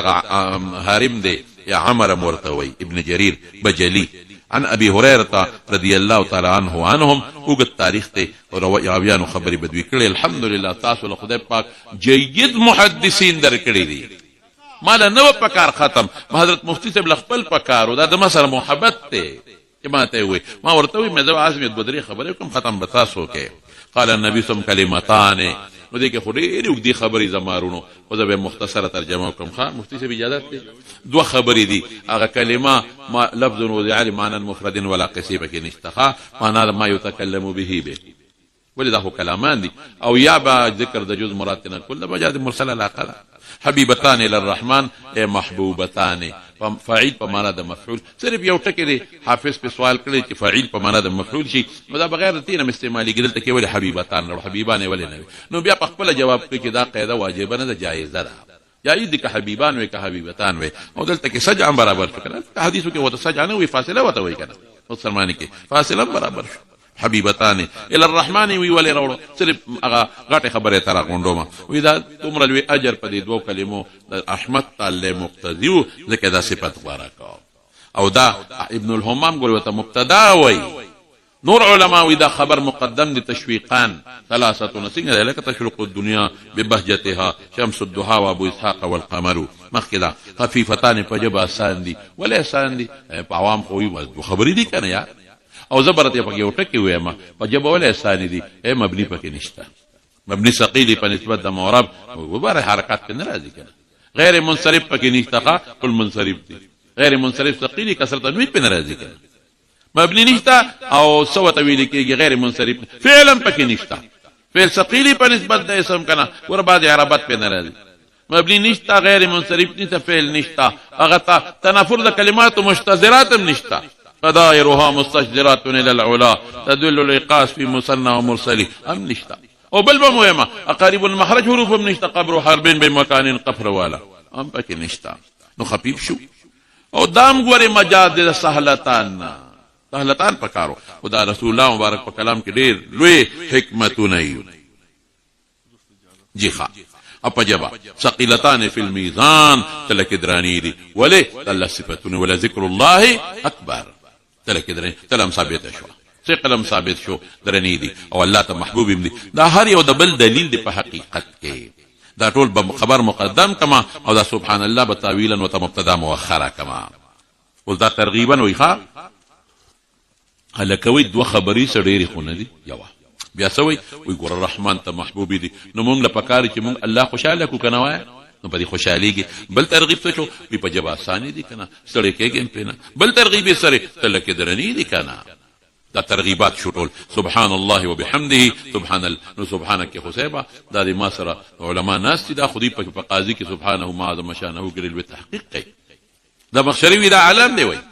سبحان هلکه اضافت د علامه خو منه دی نوی علم جنس دی او وضع د معنا ده هغه چې علم شخص وضع د ذات وي اضافت منه او څوک ورته اسم مصدر وي او څوک ورته مصدر وي بهر کې څوک هلکه مصدر خو مصادر کې وي د ثلاثي مجرد مصادر خو سما سره تعلق دی خیر سبحت الله سبحانا مفعول مطلق د نوع کې دی شي هغه نوع چې لزان لوي مفعول مطلق للتاکید کې دی شي او دغم کې دی شي مفعول به کې دی شي کته مفعول به وي نو فعل ولا مقدر کا مفعول به جوړيږي وبحمد عتب د جمله په جمله ویل شي احمد وبحمد او حال کول شي على كون متلبسا بحمده سبحان الله العظیم بس سبحان تنزیه دی او صفات سلبیه ټول د باری تعالی پکې رااله او صفاتو کې خو سیبا غټ کتاب لیکل کېږي او خلکو پکې غټ کتابونه مجلدات لیکل دي په 15 منټه کې څنګه وایم تنزیه دا صفات سلبیه پکې راغلل ليس بجسم وجوهر او ټول راغلل او بحمده کې هغه د حمد او د مدح د شکر فرقونه دي بیا او حمد الله چې څومره صفات د الله د شان سره من ټول پکې راغلل صرف یو ټکی وایم زیاتی نور خبره نشم کوله سبحان ولی مقدم کا او مقرر ولی کا بس دا یو ټکی دی یو خو دې کې تنزیه د تخلی د پکې تخلی مقدمه په تخلی باندې دویم څه دی دویم اهتماما لشانه ولی ګوره د الله د صفاتونو هیڅوک منکر نه دي صفات ثبوتی ګوري ښا الله عالم ټول مانی الله خالق ټول منی مشرکین یې منی او په شان کې تقدیس څوک ډیر نه منی څوک له زوی منی څوک له لور منی څوک شریک منی نو سبحان کې پاغه خلق ورته راوي حمد خطور الله صفات هم منی څوک او تدیبل کې انکار څوک زوی دی ولا لور دی ولا شریک دی ولا فلان څوک په صفاتو کې شریک څوک په افعالو کې شریک خاصو کې نو تغیرات کې ځکه مقدم او دریم د تزاد خپل طرف نه وېما ادا چې دی سبحان مستلزم حمد لره دی څنګه مستلزم دی حمد لرا زم الله د هر عیب نه پاک دی نو کته وی چې خدای پاک موصوف په صفات کمالیه او نه خدای عیب دي نو دا مستلزم جو حمد لکه مقدم کو تکرار یې پکې وکړه او د عظیم درې معنی دی عظمت ته ذات چې بل دومره لوی ذات نشته نو توحید فی ذات شو نفی د شرک فی ذات شو او عظمت په صفاتو کې چې دومره صفات د بل چا نشته چې کوم د الله دی نو توحید فی صفات شو نفی د شرک صفات شو او عظمت په افعالو کې ذات بل څوک نشي کولی کوم چې الله کوي نو توحید فی الافعال شو نفی د شرک فی الافعال شو بس دا کافی دی او صرف اخر کې امام بخاری دا حدیث ولې راوړو نو حدیث کې راځي چې کم خدا کم مجلس خاتمه د الله په تسبیح وشي د کفاره ګرځي امام بخاری اخره کې داسې حدیث راوړو چې صرف خله دې پیو ګرځي دا د ټولو بخاری کې د استاد نه شاګردانو نسب ادبي شوی یا مجلس کې د ټولو لپاره کفاره ګرځي د مناسبت د بابم شو نو زما په خیال داسې شپېلې غوندې پکې لاړم داسې ډېر تحقیق مې پکې ونه کړی شو ولې چې وخت هم کم دی او دا طالبانم او زما عادت هم دا دی چې داسې مجلسو کې دا تحقیقي خبرې نه کومه نو په دې به اکتفا وکړو بیا حضرت عبدالله ابن عباس رضی الله عنه فرمائی ترمذی شریف کې دا حدیث دی چې دو سترګې دي چې د جهنم اور ور باندې حرام دی لا تمسهما النار هما النار اور به ټچ نه کی مس به نه کی علماء وی چې د سترګو نه د انسان مراد دی چې د انسان به د اور ټچینګ به سره ونشي مس لفظ دی یعنی اور به معمولی غوندې ټچم نه کی اور به وسره پټې یو ځای نشي دا دوه کم سترګې دي دا کم انسان دوه سترګې دي یو هغه عین بکت من خشیت الله هغه سترګه چې د خدای د یری نه جاړي وی جاړل دا الله یره رانه او د هغې د وجې نه وجړل د خدای یره څه ته وایي یو د بنده نه یره د خوف یو د الله نه یره د خشیت ورته وایي بنده نه چې سړی یریږي دوه قسمه یری یو دا چې چا نه یریږي نو ته وایې دی په ما ظلم کوي ما سره زیاتې کوي لکه د مار نه چې مونږ یریږو لړم نه یریږو دشمن نه یریږو غل نه یریږو ډاکو نه یریږو مونږ دا ما ته ضرر رسوي ما ته نقصان رسوي او دا ظلم کوي ما سره زیاتې کوي او یو هغه یره ده چې د چا نه یریږي نو ته به دا وایې چې دا عظیم شخصیت دی ما خفه کړی دی اوس یریږم چې ما له سزا رانه کړي عظمت پکې ملحوظي طالبان وای لکه د پلار نه سړی یریږي نو په دې وجه یریږي چې دا پلار زما ډېر عظیم الشان دی او هسې نه خفه کړی مې نه مور نه یریږي استاز نه یریږي مشر نه یریږي یو دا یره دې دا نه وایي چې دی په ما ظلم کوي او ما سره زیاتې کوي نو د خدای یره دا به نه وی چې عیاذا بالله خدای پاک په ما زیاتې کوي او ظلم کوي نه ډېر لوی ذات دی ما سره هر وخت ښېګړې کړې دی او هر وخت ما سره احسانات کړي دي زما بچو سره ما سره نو هسې نه د الله خفه نه شي چې خفه شي نو سزا به راکوي دقه یاره چې داسې یاره په اړه کې راشي چې د الله ما خفه کړي نه ما به ګناه کړي زما الله به ما نه خفه د الله ما نه ناراضه نه الله د ناراضه کولو د خفګان لایق او قابل نه دی هسې نه د الله ما غوسه کړي نه نو چې مې غوسه کړي نو بیا به رانه تپوس کې رانیسي به مې دقه سترګه چې وجاړي په دقه سوچ او په دغه فکر حضور پاک فرمایي وی دته به د جهنم اور ټچنګ هغه مس به مو نه کي ورو به م نه رسېږي او یو هغه سترګه ده چې هغه د الله په لار کې څوکۍ کوي مسلمانان دي د کافرانو سره په جهاد لګیا دي او دې څوکۍ کوي د مسلمان د مال د مسلمان د عزت یا د دې خبرې څوکۍ کوي چې دشمن حمله ونه کړي دا دوه سترګې به د جهنم اور دې ته نقصان نه رسوي زه دا لومبۍ خبره نن کوم چې د خدای نه سړی نه یریږي نو یریږي به د چا نه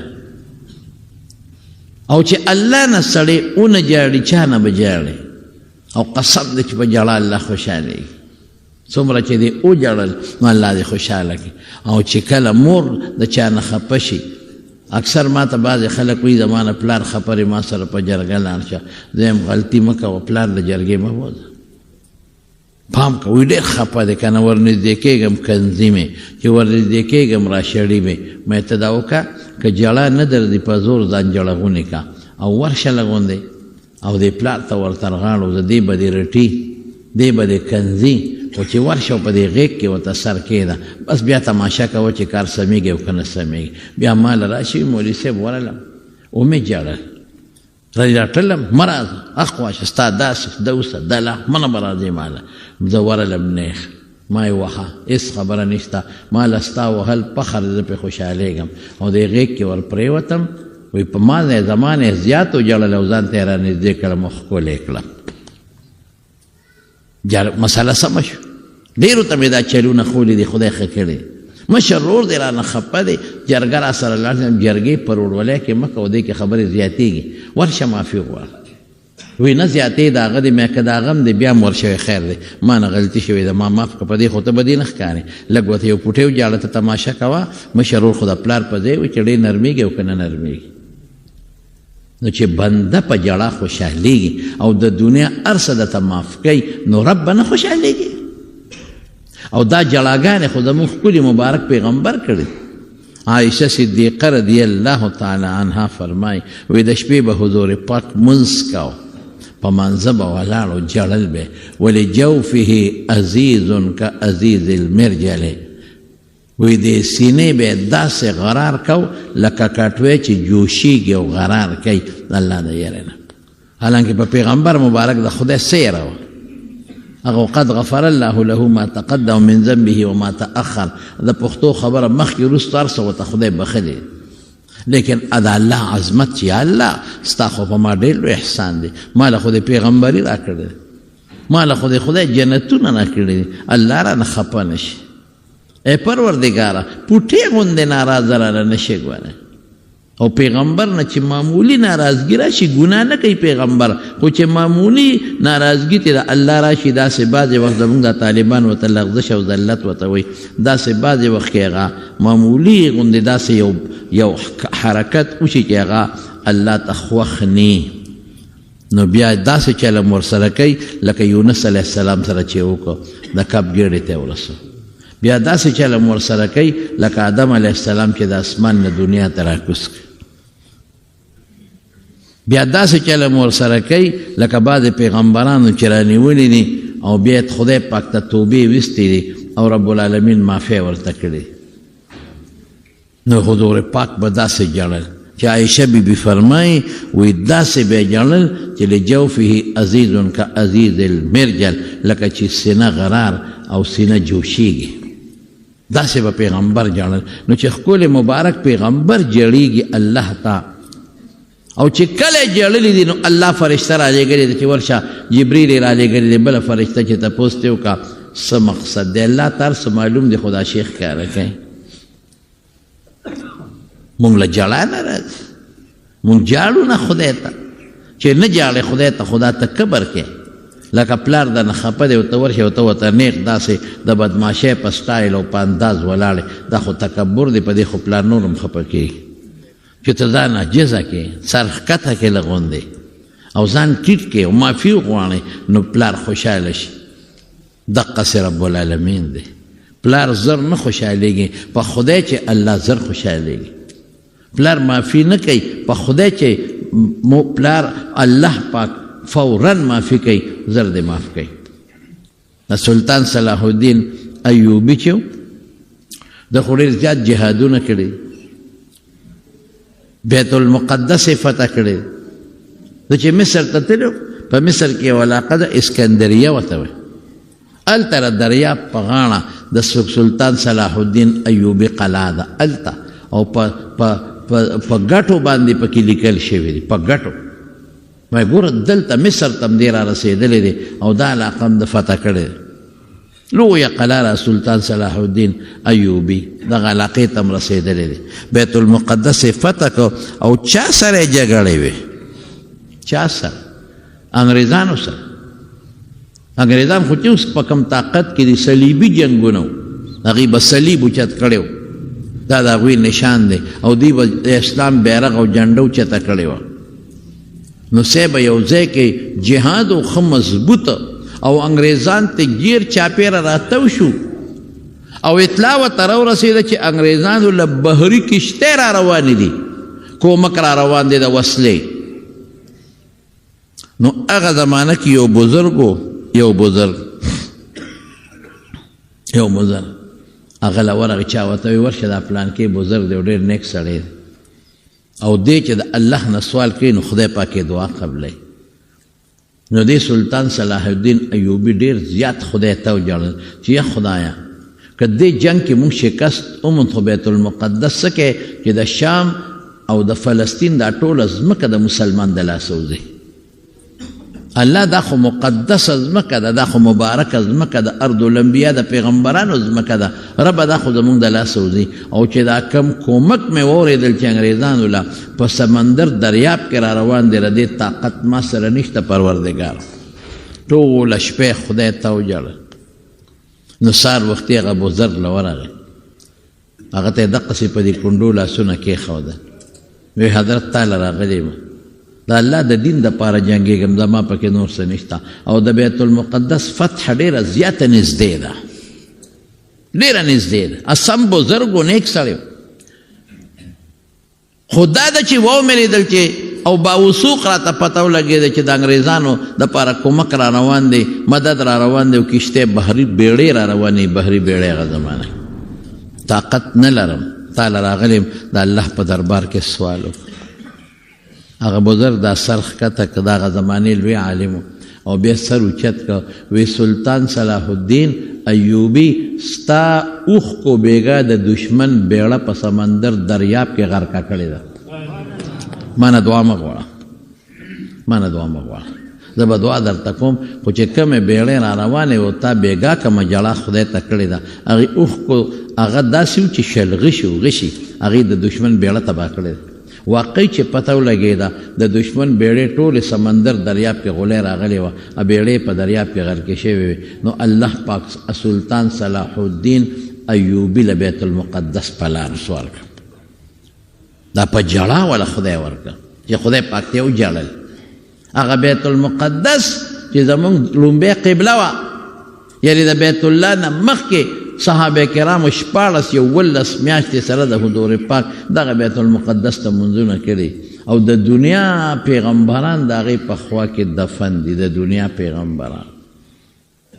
او د حضرت ابراهیم علیه السلام او د هغه د بچي حضرت اسحاق علیه السلام د لاس جوړ بیت المقدس دی، هغې جوړ کړی. او سلیمان علیه السلام بیا جوړ کړی دی بیت المقدس. په شپېتو جربو کې دا جومات دی. لیکن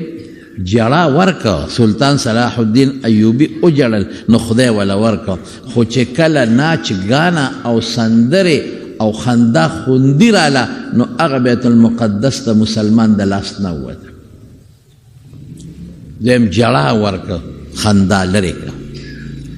زاره او فریاد خدای پاک چې اوشو نو بیت المقدس الله مسلمان لا ورکه. خو چې نعت ګانا او سندرې او تکبرات او د خدای خلاف راغی نو بیت المقدس څه چې ورسره د فلسطین ډېره ځمکه هم د یهودیانو لاس ته لاړه. او نن موږ جاړو په دغې خلکو، نن وی غزه سره ظلم کېږي او پلانکي کې ظلم کېږي. مسلمانان نن جړه کوي خدای ته، خو باس مشرانو یې تکبر وکړو، مشرانو کبر وکړه، زیاتې یې وکړه، پلارانو نیکونو ظلمونه وکړل او زیاتې یې وکړه. شکلونه د انګریزانو پشان کړل، جامه د انګریز پشان دی، شکل د انګریز پشان، او اسلام پورې خنداګانې وکړې، خنداګانې. داسې خدای ووهل چې اوس موږ توبې وباسو، جړه ورله کوو، هغې هم جړه کوي، خو لا معاف کېدل نشته. په مستۍ پلار خفه کېږي چې زوی مستي کوي، نو د بنده په مستۍ به الله ولې نه خفه کېږي چې زوی مستی کوي؟ هغه مهربانه مور پې خفه کېږي، خیرې ورته کوي، مهربانه مور. نو رب العالمین به په مستی ولې نه خفه کېږي؟ د مارونو مستی ده نه کوو، کبر به نه کوو، الله ته به زاري کوو، الله ته به رجوع کوو، الله نه به معافي غواړو. او چې ډېر هم په تکلیف کې چې ډېر په تکلیف کې هېرونو په هسپتال کې چې مریض ناجوړه شي او نه ښه کېږي، ډاکټر څه وایي؟ ډاکټر وی بس اسې بې ځایه پیسې په دې بابا مه لګوه، بس دا نه ښه کېږي، بس باقي دا خدای نه غواړه. ډاکټر هم درته وي باقي د خدای نه غواړه، باقي الله ته لاړ شه او الله ته به دعاګانې کوې. نور د دې بابا علاج موږ سره نشته. نو په دې موږ پوهیږو چې د هر چا نه موږ مایوسه شو نو موږ به منډه د الله ذات له وه، دا موږ ته ښه پته. بیا موږ په وخت خدای ته چغه نه وه چې ښه ستړي شو نو بیا چغې ووه. ولې مونږ الله ته رجوع نه کوو؟ د وخت نه الله ته رجوع کوو، خدای ته جړه وکړه. د مارو رب په وخت باندې دا تکلیف په در باندې خدای ډو راولي نه، دا مصیبت په در باندې خدای ډو راولي نه. نو زه په سندرو او په ګانو په موسیقو شم او چې ګیر شم نو بیا چغې جوړې کوم، نو بیا دې م خدای معاف کوي. چې ګیر شي او چغې جوړې کړي بیا دې م خدای معاف کوي، خو بیا به راسره لږه یو پوټی صبر به ورته کوي، داسې زر نه. د مارو حضرت عائشہ صدیقہ رضی اللہ تعالیٰ عنہ فرمائے وی بعض وقت کې به حضور پاک داسې جړه کوله، داسې جړه چې ما به وی چې خدای پاکه د پیغمبر مبارک دا وجود د جړه د وجې ونه شلېږي، داسې به رسول الله مبارک جړه کوله. او چې کله د امت متعلق سخت او تکلیف راغلی دی نو حضور پاک د کور نه بار تللی دی بقي ته، اوس هلته قبرستان دی او مخوا پکې لږ قبرونه او باقي ټول ځنګل و، هلته به لاړ د شپې په نیمه شپه کې تللی دی، هلته خدای ته د دې خپل امت لپاره جلاګانې کړي. هغه ته پته وه چې زما په جړه زما رب خوشحالېږي. زمونږ لوی او لوی اکابر واړه نه لوی لوی اکابر حضرت عثمان رضی الله تعالی عنه به دونه جړل، دونه قبر ته خصوصا مونږ څونه مقبرې ته ځو راځو، مونږ د مقبرې نه څه عبرت وانه غشته. چې به کله مقبرې ته لاړو قبر ته به ودرېده نو دونه به وجړل چې دا ږیره به د اوښکو نه لمده شوه، حالانکې مبشر بالجنت دی.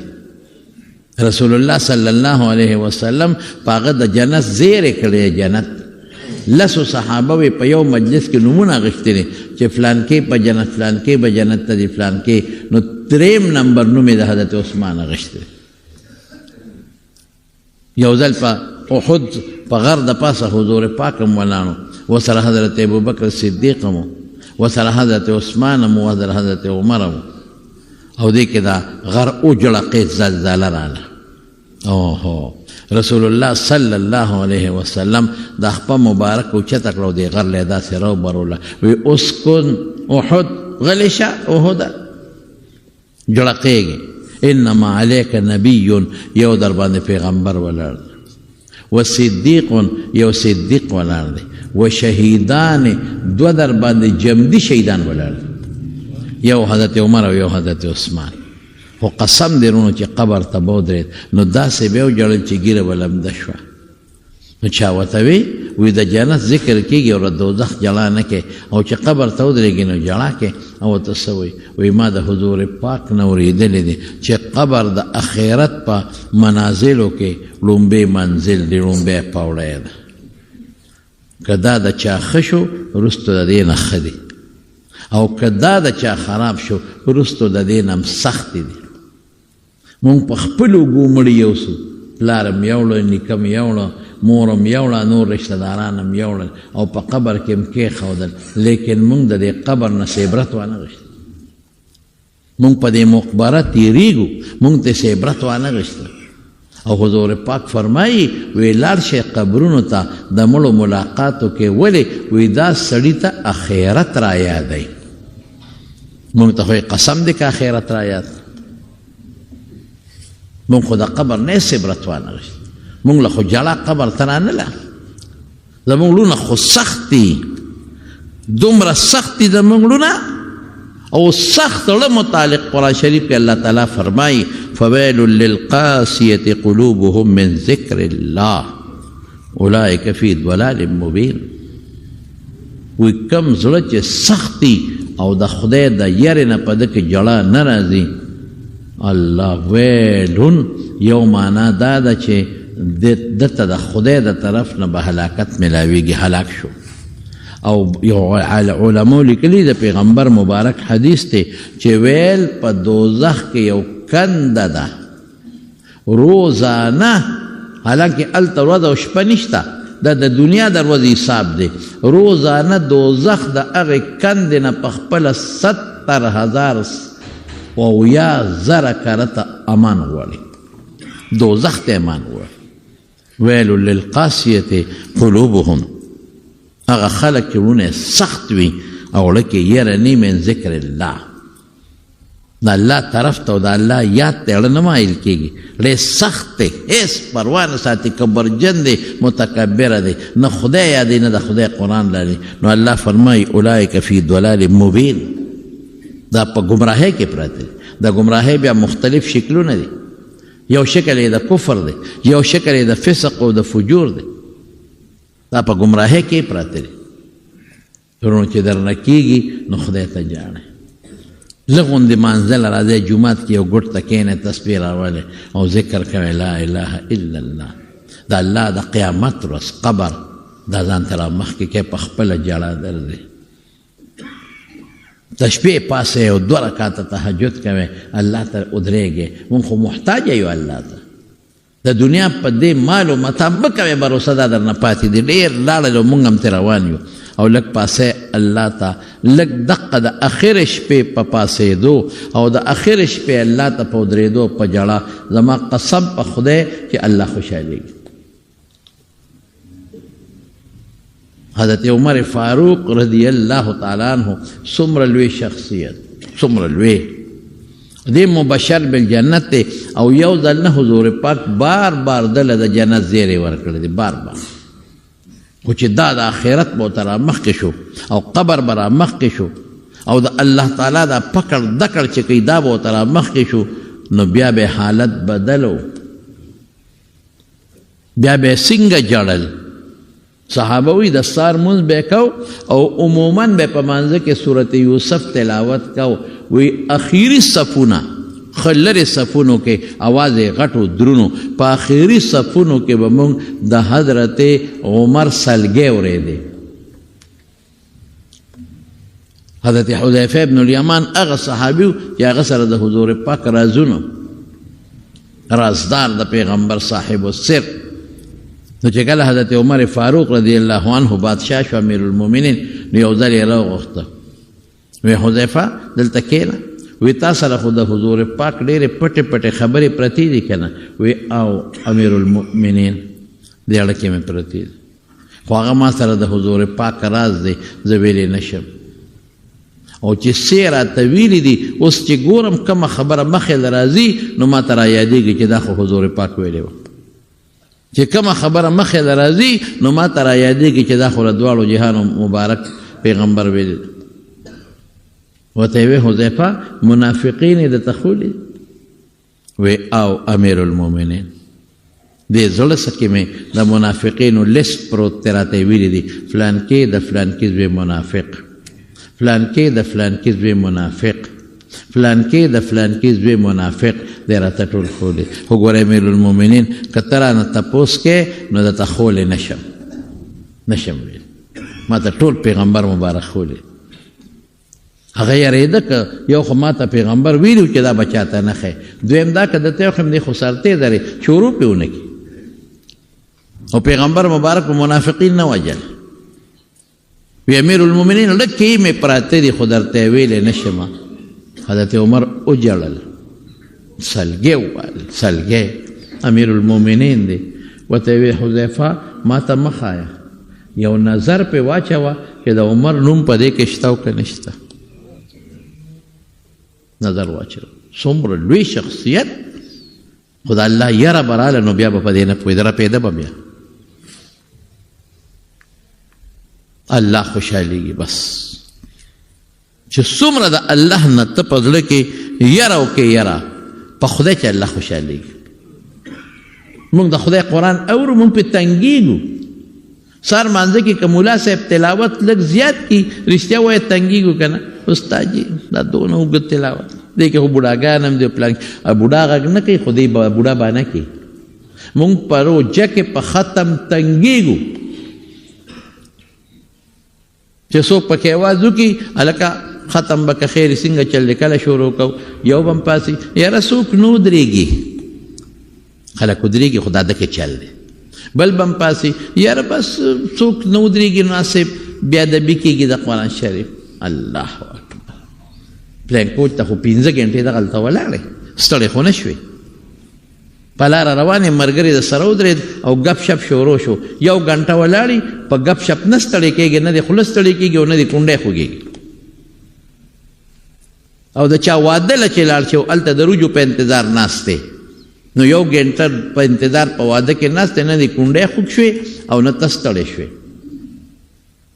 یارانو سره په ګپ شپ خو دی نه کونډی ستړی شو نه د ملا ستړی شو او په تلاوت ستړی کېږي او بیا هم چې تلاوت ختم کېږي صاحبه څوک نه ودرېږي اکثر د کورونو کې کوي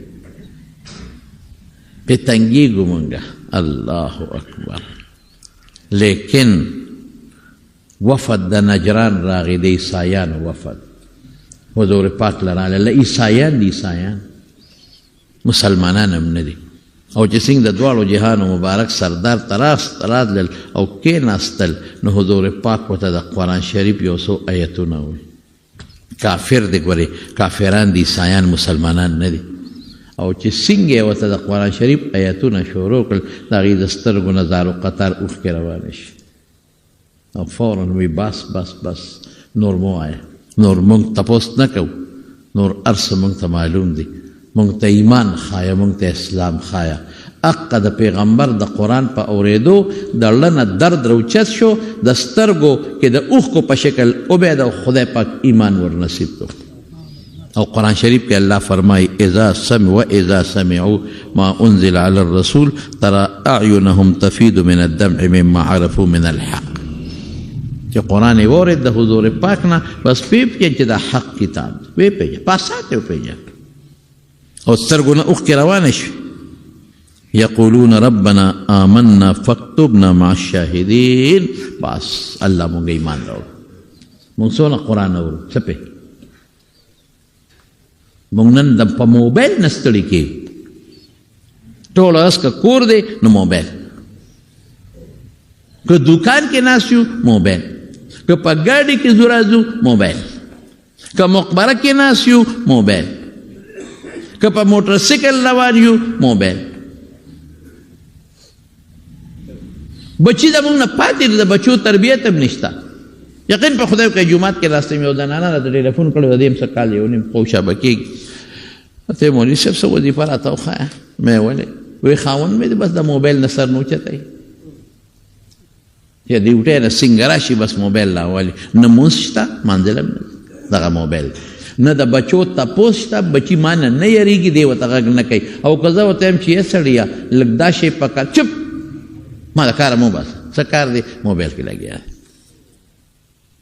دا بچی دی روان شو برباد شو ډوډۍ په کار ده اوړه په کار دي چینی په کار دی وایي چپ ګني بس پرېږدم دی زما دی ټول هر څه خراب کړل دغه موبایل کې لګیا دی ګیمونه کوي که څه کوي هر سړی بند په یو موبایل موږ لګیا اسم ته والله کړه د موبایل نه جوړه کړه د سترګو بیماري ځان نه جوړه کړه ټول په سترګو په ګناه کې لګیا یو او سترګې ورسره خرابېږي هم صحت هم خرابېږي پیسو نه پې خلاص شو د بچو غم نشته د ښځې بی غم نشته د خدای د قرآن د تلاوت غم نشته بس موبایل دی موبایل دی موبایل دی څه په غم دا دنیا وړېدلې ده په دې موبایل نن زموږ مولیان د خدای په قهر اخته دي زموږ مولیان یو به هم ځان ته په بیټک کې ناست دی ډبل میک لګولی دی خلکو ته دا شوقوي چې ما ته 15,000 خلک ناست دی هم لګیا دی پې غول خوري غول بعضې مولیان پې غول خوري خفه کېږي ما کنځلې کوي بعضې مولیان د حدیثو نه انکار په خدای قسم پې روان دی د پیغمبر د حدیثو نه پې انکار روان دی او خلک روره دا چې کم ګمراهان خلک دي ګمراهان دا د خدای د ذات نه منکر خلک دی پټ دي هغوی غږ نه کوي ځان ته خو کافر نه وایي نه ځان ته هغه دقه شی خوښوي ګوره که نه سم خو که ووایي چې لکه مونځ پکې د سره روشته دی نه وګوره که نر مولا دی او مونږ یې پې کړو اوسه پورې خو مولیانو دا شی مانه مونږ نه پټ کړی مولا څه کار دی چې دی نه پټوي دوزخ ته دی یو زر ځله ده مولا در باندې څه مولا خو راته حق ښایي قرآن درته ښایي د پیغمبر حدیث درته ښایي څوک وایي ما ته په قرآن کې دا وښایه که نه په قرآن کې وښایه هلکه قرآن یوازې دی که پیغمبر هم شته قرآن کې خدا دی اطیعوا الله و اطیعوا الرسول زما هم تابعداري کو د پیغمبر هم وکړه بس چې پیغمبر څه وایي په قرآن کې راغلی که عبدالله بن مسعود رضی الله عنه بخاري کې بل حدیث تیر شو هغه اعلان وکړه چې ما هغه دا اعلان وکړه څه وایي چې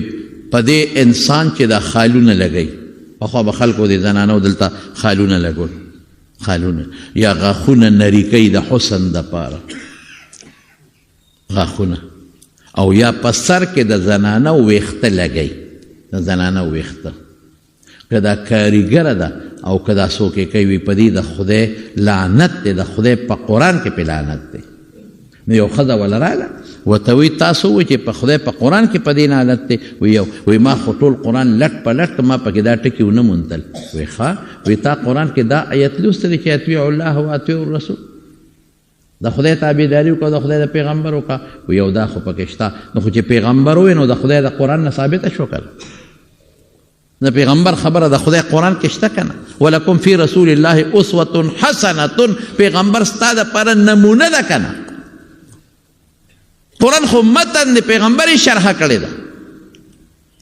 قرآن خو یقیم الصلاة والصلاة معنا خو زه په خپل عقل نشم پیژندلی د صلات معنا ما ته چا کړې ده د دواړو جهانو سردار کړی ده ای ظالمه د اردو دوه درې کتابه دې وکتل نو به د ځان نه دې لوی قلقلا خان جوړ کړی مولیان موږ نه دین پټ کړی الله مولا څه کار چې دین نه پټوي مولا درته دین ښکاره کړ وانزلنا الیک الذکر لتبین للناس ما نزل الیهم او هو دا وګوره دا آیت په معنا پوهېږي دا خلک وکړه نه پوهېږي الله وی قرآن میں نازل کا دا قرآن په معنا به تا پیغمبر پوهېږي دا قرآن په معنا به دې څوک پوهېږي پیغمبر نو چې پیغمبر پوه کړي دا د قرآن خبره شو که نه په خدای قسم قسم مې راته وخوړ دا دې دلته ناست دی د دواړو جهانو سردار 1400 کاله مخکې فرمایلی وایي داسې سړی دې ونه مونم دا دې پیدا نشي چې په خپل کټ کې به ناست دي ډډه به یې والي او وایي با قرآن کې چې څه راغلي دا منم او د قرآن نه ما سوا د پیغمبر خبرې نه منم وایي دا به راځي دا یو لوی سازش روان دی د دین خلاف او زه حیران دی نوجوان طبقې ته مې نوجوانانو خدای او رسول ومنئ دوه دي یو الله یو رسول دا ومنئ دوه څیزونه جدا نه دي چې الله منم رسول نه منم الله منم رسول نه منم کافر شوی د الله خبره منم د رسول نه منم په خدای قسم چې د ایمان نه ووتی د الله منم د رسول نه منم خدای قرآن کې درته وایي منئ به اطیعوا الرسول خود یو ځل نه بار بار درته وي منې به ما تاکم الرسول فخذوه وما نهاکم عنه فانتهوا چې پیغمبر درته وي هغې باندې عمل وکړه چې وي مه کوه ځان ترې ساته قرآن وایي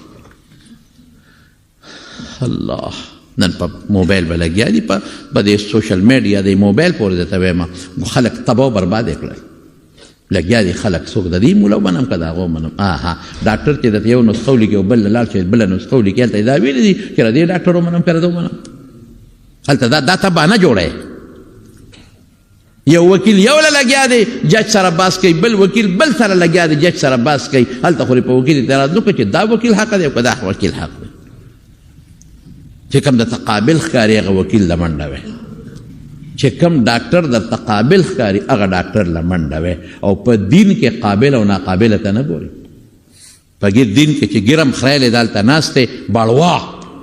بړوا چې ګرم پرې خیری ده هلته ناست دی او د پیغمبر په جامه باندې الزامونه لګوي یو پکې دا خبر که ملایزم نه مانم هلکه ملایزم څه شی دی ملایزم دی چې د خدای قرآن درته ښیي او د پیغمبر حدیث درته ښیي ستا پلار به یې مني چې نه مني د ایمان نه خلاص او که ملایزم دی چې له ځانه راته خبرې کوي مه منه ملا ځانه خبرې خو نه کوي زه خو د ټول عمر چې لګیم اوسه پورې ما تاسو چې دا مثال به مې درکړي ستاسو را پوهې لپاره دا موبایل خلک غرق او تباه کړل ایمان نه خلک خلاص کړل دین نه خلک خلاص کړل حیا نه خلک خلاص کړل خو نه پوهېږي دا خلک خدای ته وګوره که دین خلاف د شریعت خلاف د سنتو خلاف د پیغمبر د حدیثو خلاف کم شی د له مخې له راځي فورا ډیلیټ کوئ بسونه پرې مه کوئ دا لویه فتنه ده د دې مشر سرغونه مرزا غلام احمد پرویزیان به یې ورته وي هغه به د پیغمبر حدیث نه منم بس یو قرآن منم دا خو نشي وی چې قرآن نه منم دی خو د غله نه بل شان دی داسې نشي وي پیغمبر نه منم پیغمبر حدیث نه منم هلکه پیغمبر حدیث نه منې ته د قرآن باندې خو تا پیغمبر پوهې دا رسول الله مبارک چې 30 کاله خواري کړې ده خو څه دپاره یې کړې ده ته به د هغه نه منې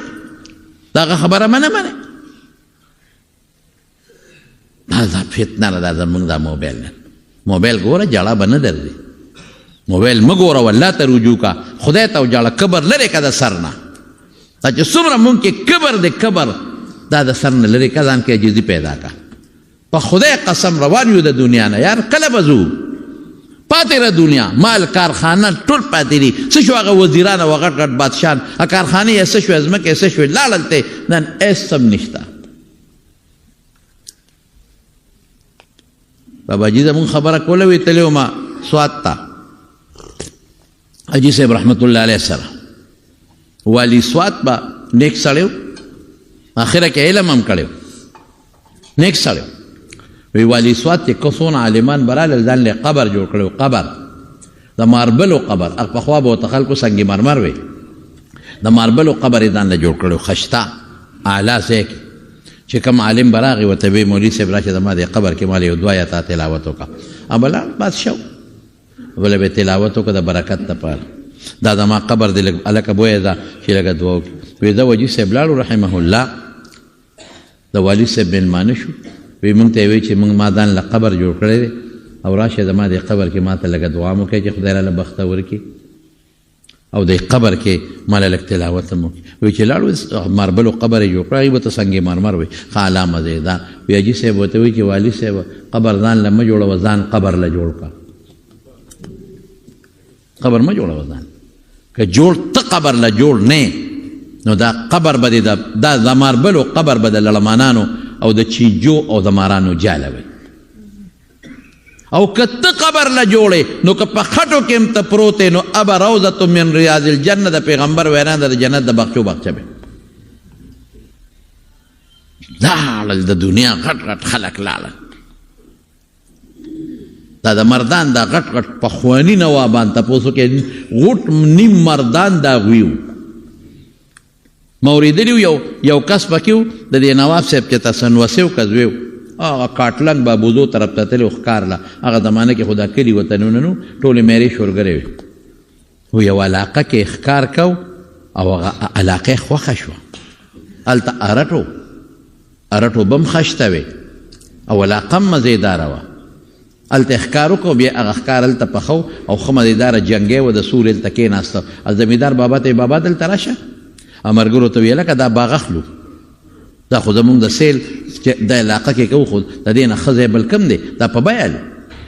دا به زمونږ دپاره یو د راحت او د چکر ځای به شي بابا یې راوغوښته وی بابا دا پټۍ د چا دی مونږ ته یې وښایه چې مونږ ته دا والو په بیه هغه ته بابا جي دا هغه چا دی چې خرڅول نه کوي څنګه نه کوي زه پیسې ورکوم وی هغه ستا نه زیات مالدار دی هغې په پیسو څه کوي هغې نور علي هغه غوسه شو هغه هلک وی ته ما ته وښایه خولې نه چې څو باسي دا علاقه مې خوښه ده دا بخت دې اخلم نو چې بابا ورته نوم واخېستو نو د ده پلار و د پلار خپله ځمکه ورته نه وه معلومه چې دا زما ځمکه ده او چې مړ شو د مشر نواب تپوس وکړې چې مړ شو نو وصیت یې څه وکړو د عبرت دپاره وایي چې زه کله مړ شم او ما د جنازې په کټ واچوې نو زما لاس به د کفن نه وباسئ دا ښې به مې دې خوا وباسئ ګز په مې خوا وباسئ او په دې ټول مردان دا اوتي او دا علاقه باندې به زما جنازه ګرځوئ او اواز به ورکوئ چې وګورئ نواب صاحب ته د دې مردان مالک او دقه د روان د لاسونو کې وګورئ څه ورسره شته هر څه پاتې دا ځمکې د چا وې زموږ د پلارانو نیکونه وې څه یې وړل دا کارخانې د چا وې دا ستا دا زاړه وزیر اعظمان چې نن قبر کې پراته دي دا صدران چې نن قبر کې پراته دي دا غټ غټ ممبران چې نن قبر کې پراته دي دا غټ غټ ججان چې نن په قبر کې پراته دي دا لوی لوی ملکان چې نن په قبر کې پراته دي څه یې وړل هېڅ هم نه نو په سر پرې کړي سر بانګ نه ویلې کېږي چرنه سر پرې که بانګ نه ویلې کېږي چې سر در پوري بانګ به ویلې کېږي اوس په قبر کې که ښې کړي ټیک ته کینې کړي هلته به ټول عمر چغې وی جاړي نو په دنیا کې 15 منټه ولې نه جاړئ اوس وجاړه اوس وجاړه بس دا اوسنۍ جړه د قبر د جړه نه ډېره زیاته بهتره ده اوس وجاړه رسول الله صلی الله علیه وسلم فرمایي دا ټکې وره د حضرت ابو هریره رضی الله عنه حدیث ته په ترمذی کې دی لا یلج النار رجل بکا من خشیة الله دا حدیث وره لا یلج النار رجل بکا من خشیة الله کم انسان چې د الله د یرې نه وجاړي دی به ورته نه ځي پیغمبر حتی یعود اللبن فی الزرع که چرته پی غولانس ته واپس شو نو دی به ورته لاړ شي نو پی چې د غولانس نه یو ځل لودي بیا غولانس ته واپس کېږي نه دې ته طالبان تعلیق بالمحال وایي که داسې کېدي چې پی غولانس ته واپس شو نو ټیک شوه خو پی غولانس ته نه واپس کېږي څنګه چې پی غولانس ته نه واپس کېږي دقسې به دې جهنم ته نه داخلېږي څونه احسانه کړې ده موږ ځانم یادوم او تاسو مرونو یادوم جړه نشته پړه کې څنګه به جټو موبایل به ګورم او که جاړم به زه به کبر کوم متکبر سړي له جړه ورځي وایي زما له سخت دی څنګه سخت راله قرآن شریف راواله کار یې درته نور مسان کړی دی وایي که جړه نه درځي فتباکو ځان د قسته په جړغونې کا شکل د جړغونې جوړ که په دې مله خوشحالي نو شکل هم د جړغونې نه جوړی کبر ولې نه کوم مټې ولې نه وه بل مسلمان کنزم ولې نه د مسلمان بېزتي ولې نه کوم په دا موبایل کې را سره د خدای قرآن پروت دی په دې موبایل کې نن سبا ډاونلوډ کېږي قرآن شریف د هغې نه تلاوت کوه که نیکبخته لږ کوه یو صفحه کوه یو 2 صفحې کوه دغه کوه په خدای کلاشنکوف دې پاتې قسم مې راته وخوړ په خدای چې دا کم در پسې لښکر مخکې وروستو روان دی پاتې دی په خدای چې دا کارخانې هر څه پاتې یوازې یک تنها به روان مثال مې درته درکړه څه شو هغه نوابان کم طرف ته لاړل هغه غټ غټ سرمایهدار چې هغه په لاره به تلل خلکو ویل که ډډې ته شی پلان کې را روان دي چرته لاړل ختم اذا تتلى عليهم آیات الرحمن خروا سجدا وبکیا چې کله د خدای آیاتونه ولوستلی شي نو په ځمکه پریوځي او جاړي بیا خدای ته مونږ کې خدا صفت اړو راغی نه ما کې راغی نه په تاسو کې راغی د مرنو یو خبره وره حضرت عبدالله ابن مبارک امیر المؤمنین فی الحدیث د حدیثو بادشاہ چې ورته وایي ډېر لوی سړی و د رسول الله صلی الله علیه وسلم د حدیثو ټول عمر خدمت کړی او په دې ټولو کتابونو کې چې دا امام بخاري او ترمذي د ټولو په استادانو کې راغلي ډېر لوی سړی ډېر لوی بزرګ او چې د طریقت کم سلاسل دي سلسلې دي قادریه شریفه نقشبندیه او سهروردیه او دا ډېر استادانو کې نوم راغلی او د حدیثو درس به یې کو تر اخره چې د اخره کې ناجوړه شو که نه بیمار شو نو طبیبان ورته وی بس درس بند کا وی درس به د عبدالله ابن مبارک په هغه ورځ بندېږي چې کوم ورځ یې زنکدنې په زنکدن کې به هم درس کوي بندېدل نشته زموږ باباجي هم دغسې و ډاکټران وی مرۍ خرابه ده په ده درس بند کې هغه به درس نه بنده والد صاحب مې د خدای بخیر خو لږ غوسه ناک و هغه به د طالبان شړل چې طالبان به کله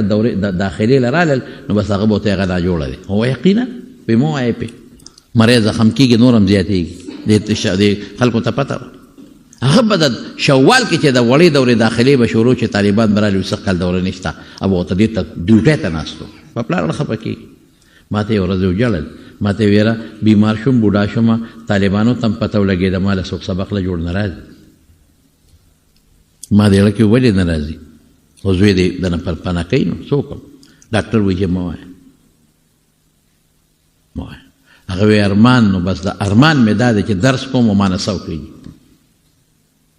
نو عبدالله ابن مبارک ته طبیبان وی درس ته بند که ناجوړی وی چې په کوم ورځ مې زنکدن نو د عبدالله ابن مبارک یو سا به د زنکدن نه بار روځي او د پیغمبر حدیث په ورسره هم بار روځي دغه عبدالله ابن مبارک ناجوړه دی شاګردان ته راته ودي شاګردان وی صاحب بس کې وایه حدیث شب وی موچت کې په ځمکه مې کښېنه موچت یې کړه د سړی کې تنګي بیماري نو خلک وایي داسې مې واړوه داسې مې واړوه نو چې اوچت یې کړه نو صاحبه په ځمکه باندې کښېنه نو په ځمکه یې ورته بستره اچوله کټ نه یې اوچت کړه وی دا بستره لرې کې منه وی صاحب جامې دې د خورو کېږي که نه وی لږ ساعت پس روانم دې خورلی او لګیا دی او د رسول الله مبارک د حدیثو درس شروع دی او ناګانه په دې حدیثو کې چغې کړې اے الله عبدالله ابن مبارک تش تور لاس در روان دی الله سبق یې وسره زنکدن شروع شو تش تور تا خو بلا حدیث خلکو ته وخو تا خو بلا دین خلکو ته وخو لیکن دا الله غیر غالب ده اے پروردگارا تش تور در روان دی سبق یې وسره پروردگارا عبدالله ابن مبارک سره او په دقه کې ته صوت او لاړ وفات شو حضرت امام ابو حنیفه رحمت الله علیه څومره لوی سړی و څونه ختمونه به یې کول د قرآن شریف څومره درسونه کول چې ته واقعات به راته ذکر کړم دومره درسونه یې کړي دي او ښه مالدار و د کپړې تجارت یې کو چا ډوډۍ ته نه ناست په مضاربت به خلکو له کپړه ورکوله چې دا خرڅوه نیمې به غله ورکولې نیمې برده وي 14 درسونه زه به ورته مدرسه ویم دی په کوفه کې چلیدل او د دې 14 مدرسو داسې مدرسې نه وي لکه زمونږ درسونه او اجتهادي سنټر یې خلکو مسلې رسېدې د حدیث او د قرآن نه د دې 14 مدرسو ټوله خرچه امام ابو حنیفه برداشت کوله نو خدای ته به ژړل او ښځې څه وایي وایي ما ته هغه منظر یاد دی چې کله به یې تهجد وکړل او قبلې ته به مخ تهجد نو وی اوږده ږیرې وه به یې داسې راوچته کړه او ځان ته به یې را مخکې کړه او په سلګو به یې چغې والې ژړل به او څه به وي دا ټکې به یې وي یا الله ابو حنیفه نعمان خالد ستا له در روان دی الله سبق یې وسره دغه کابر جاړي موږ نه جاړو الله خالی لاس در روان دی پروردگارا ابو حنیفه الله دقه سپینو ډکو لحاظ بکې د دې سپینو ډکو او حضور پاک فرمایي چې کوم انسان سپینو ډکو سره الله له ورغې سپینو ډکو سره الله وایي ما له د دې سپینو ډکو نه حیا راځي چې دله سزا ورکړم. یو ډېر لوی بزرګ دی د امام ترمذي په شاګرد په استادانو کې دی ډېر لوی بزرګ دی درته یې وایم هغه څه نومې دی دا یحیی ابن اقسم هغه چې کله وفات شو دا ور چا په خوب کې ولیدل یحیی ابن اقسم دا خوب څه شرعي دلیل نه خو دې سره پیغمبر مبارک مبشر ورته ویلی چا په خوب کې یو شاګرد یحیی ابن اقسم الله د سره څه وکړل واره وی چې الله ته ور مخامخ شم وی الله ما ته یحیی څه دی راوړی دی ما چې یو حدیث مې راوړی ما د خپل استاد معمر نه اورېدلی معمر د خپل استاد زهري نه اورېدلی دي زهري نه هغه د خپل استاد عروه نه اورېدلی دي هغه د خپل استاد عایشې نه اورېدلی دي عایشې د حضور پاک نه اورېدلی دي چې رسول الله مبارک فرمایي چې سپینو ډکو سره ما له څوکم راغی نو ما له حیا راځي چې زه دله سزا ورکوم نو الله دغه سپین ډکې مې راوړي وی الله فرمایل چې حضور پاک ټیک ویلی دی رسول الله ټیک ویلی دی د هغې هغه شاګرد عایشې هم ټیک ویلی دی د عایشې شاګرد عروه هم ټیک ویلی دی د عروه شاګرد زهري هم ټیک ویلی دی د زهري شاګرد معمر هم ټیک ویلی دی زه جنت ته ما د سپینو ډکو نه حیا راځي ما وبخلي لیکن چې ښه سپینه ګیرې چې نو بیا هم پې چاړې ږدي او خری یې کوم څیز چې تا له د فایدې دی نو کمبخته ولې خری بس دی که نه اوس بوډه یې د شپېتو یو نه وړېدلې ګیره د سپینه ده څه ضرورت دی چې اوس یې خری کوم څیز چې تا له فایده درکړي اخری دا شیطاني اثرات دي په موږ کې نو حضرت امام ابو حنیفه سوی جړل الله ابو حنیفه خالی لاس در روان دی پروردگار دقه سپینه ګیره د الله نورې سم نشته د بارو زما د خبرې خلاصه څه ده بله جمعه هم پکې لږې خبرې درته وکړم انشاءالله العزیز د دې خبرې خلاصه ده چې موږ الله ته ډېر محتاج د خدای نه قسم دی که زموږ یو کار سمیږي الله نه بغیر نه سمیږي موږ په ځن کا دھن کې به څه کوو چې ساره رخېږي څه به کوو هلته بچي پاتې دی ښځه پاتې ده بیا موږ وایو بابا بچې او بس ما بخا کور پاتې هر څه پاتې پیسې بیگ څه بینک کې پاتې شو څه بکس کې پاتې شي دا په څه مصیبت ته ګټلې بچي برې پې نخرې کوي ختم دن کا دن کې ورته محتاج یو په قبر کې ورته محتاج یو بل څوک نشته قیامت میدان کې به څه کوو پولیس ورات باندې به څه کوو او په دنیا کې محتاج یو چې ډاکټر نه ناپوره شي موږ وایو الله چې تکلیف راشي موږ وایو الله نو تکلیف نه مخکې پکار دی موږ ته چې موږ خپل رب ته رجوع وجاړو په جړه خوشحالېږي نو په قبر خفه کېږي او دغه سوشل میډیا والا هم دوستانو ته وایم کله غوسه راشي چې بچې مه کوئ ګورې که خدای راونیوی بچی به دله راونیسي ښځه به دله راونیسي تا به راونیسي مه کوه د دنیا په لالچ او د دنیا په پیسو د پیغمبر پورې ټوکې مه کوه مه کوه د پیغمبر د حدیثو سره ظلم مه کوه امت مه ګمراه کوه ظلم مه کوه زیاتې مه کوه رو به دې نسي بیا به څه کوې موږ هم ستا هم خیر خوایو مه کوه نو لږ غوندې تلاوت د قرآن شریف راوالی لږ خدای ته جاړی یو 2 رکعاته نفل کوې لږ الله ته وجاړی او د شپې یو 2 رکعاته کوې او خدای ته لاس اوچت کې وجاړی چې خدایه زه تا ته محتاج یم زه ګناهګار یم د ګناه نه ډک یم الله تا نه بغیر بل څوک نشته زمونږ د الله نه بغیر اسره کوم یو الله مو اسره بغیر د الله نه قسم دی که څوک هم پکار یو الله به دې پکار اوکې الله زموږ نه مل شي یا الله ته زموږ مل شي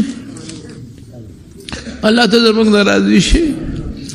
الله زموږ په اړه کې خپله بنا واچي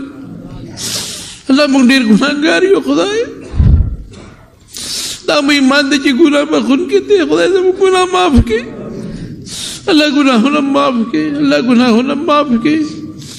الله علم درم کړي. خدای چې کوم خلق سره دین نه بیزاره دي هدایت ورته نصیب کړي، الله هدایت ورته نصیب کړي. الله زموږ د جبې نه د لاسونو هر قسمه ګناهونه چې وي الله یې راته معاف کړي. الله بیمارانو لم روغ صحتونه ورکړي، الله شفا ورکړي، الله روغ صحتونه ورکړي، الله شفا ورکړي. څوک په هسپتالونو کې دي او څوک په کورونو کې دي، الله روغ صحت او شفا ورکړي. که څوک قرضداران قرضونه اخلاص کړي، الله چاته څه پریشانه مشکلات دي الله په خوشحالو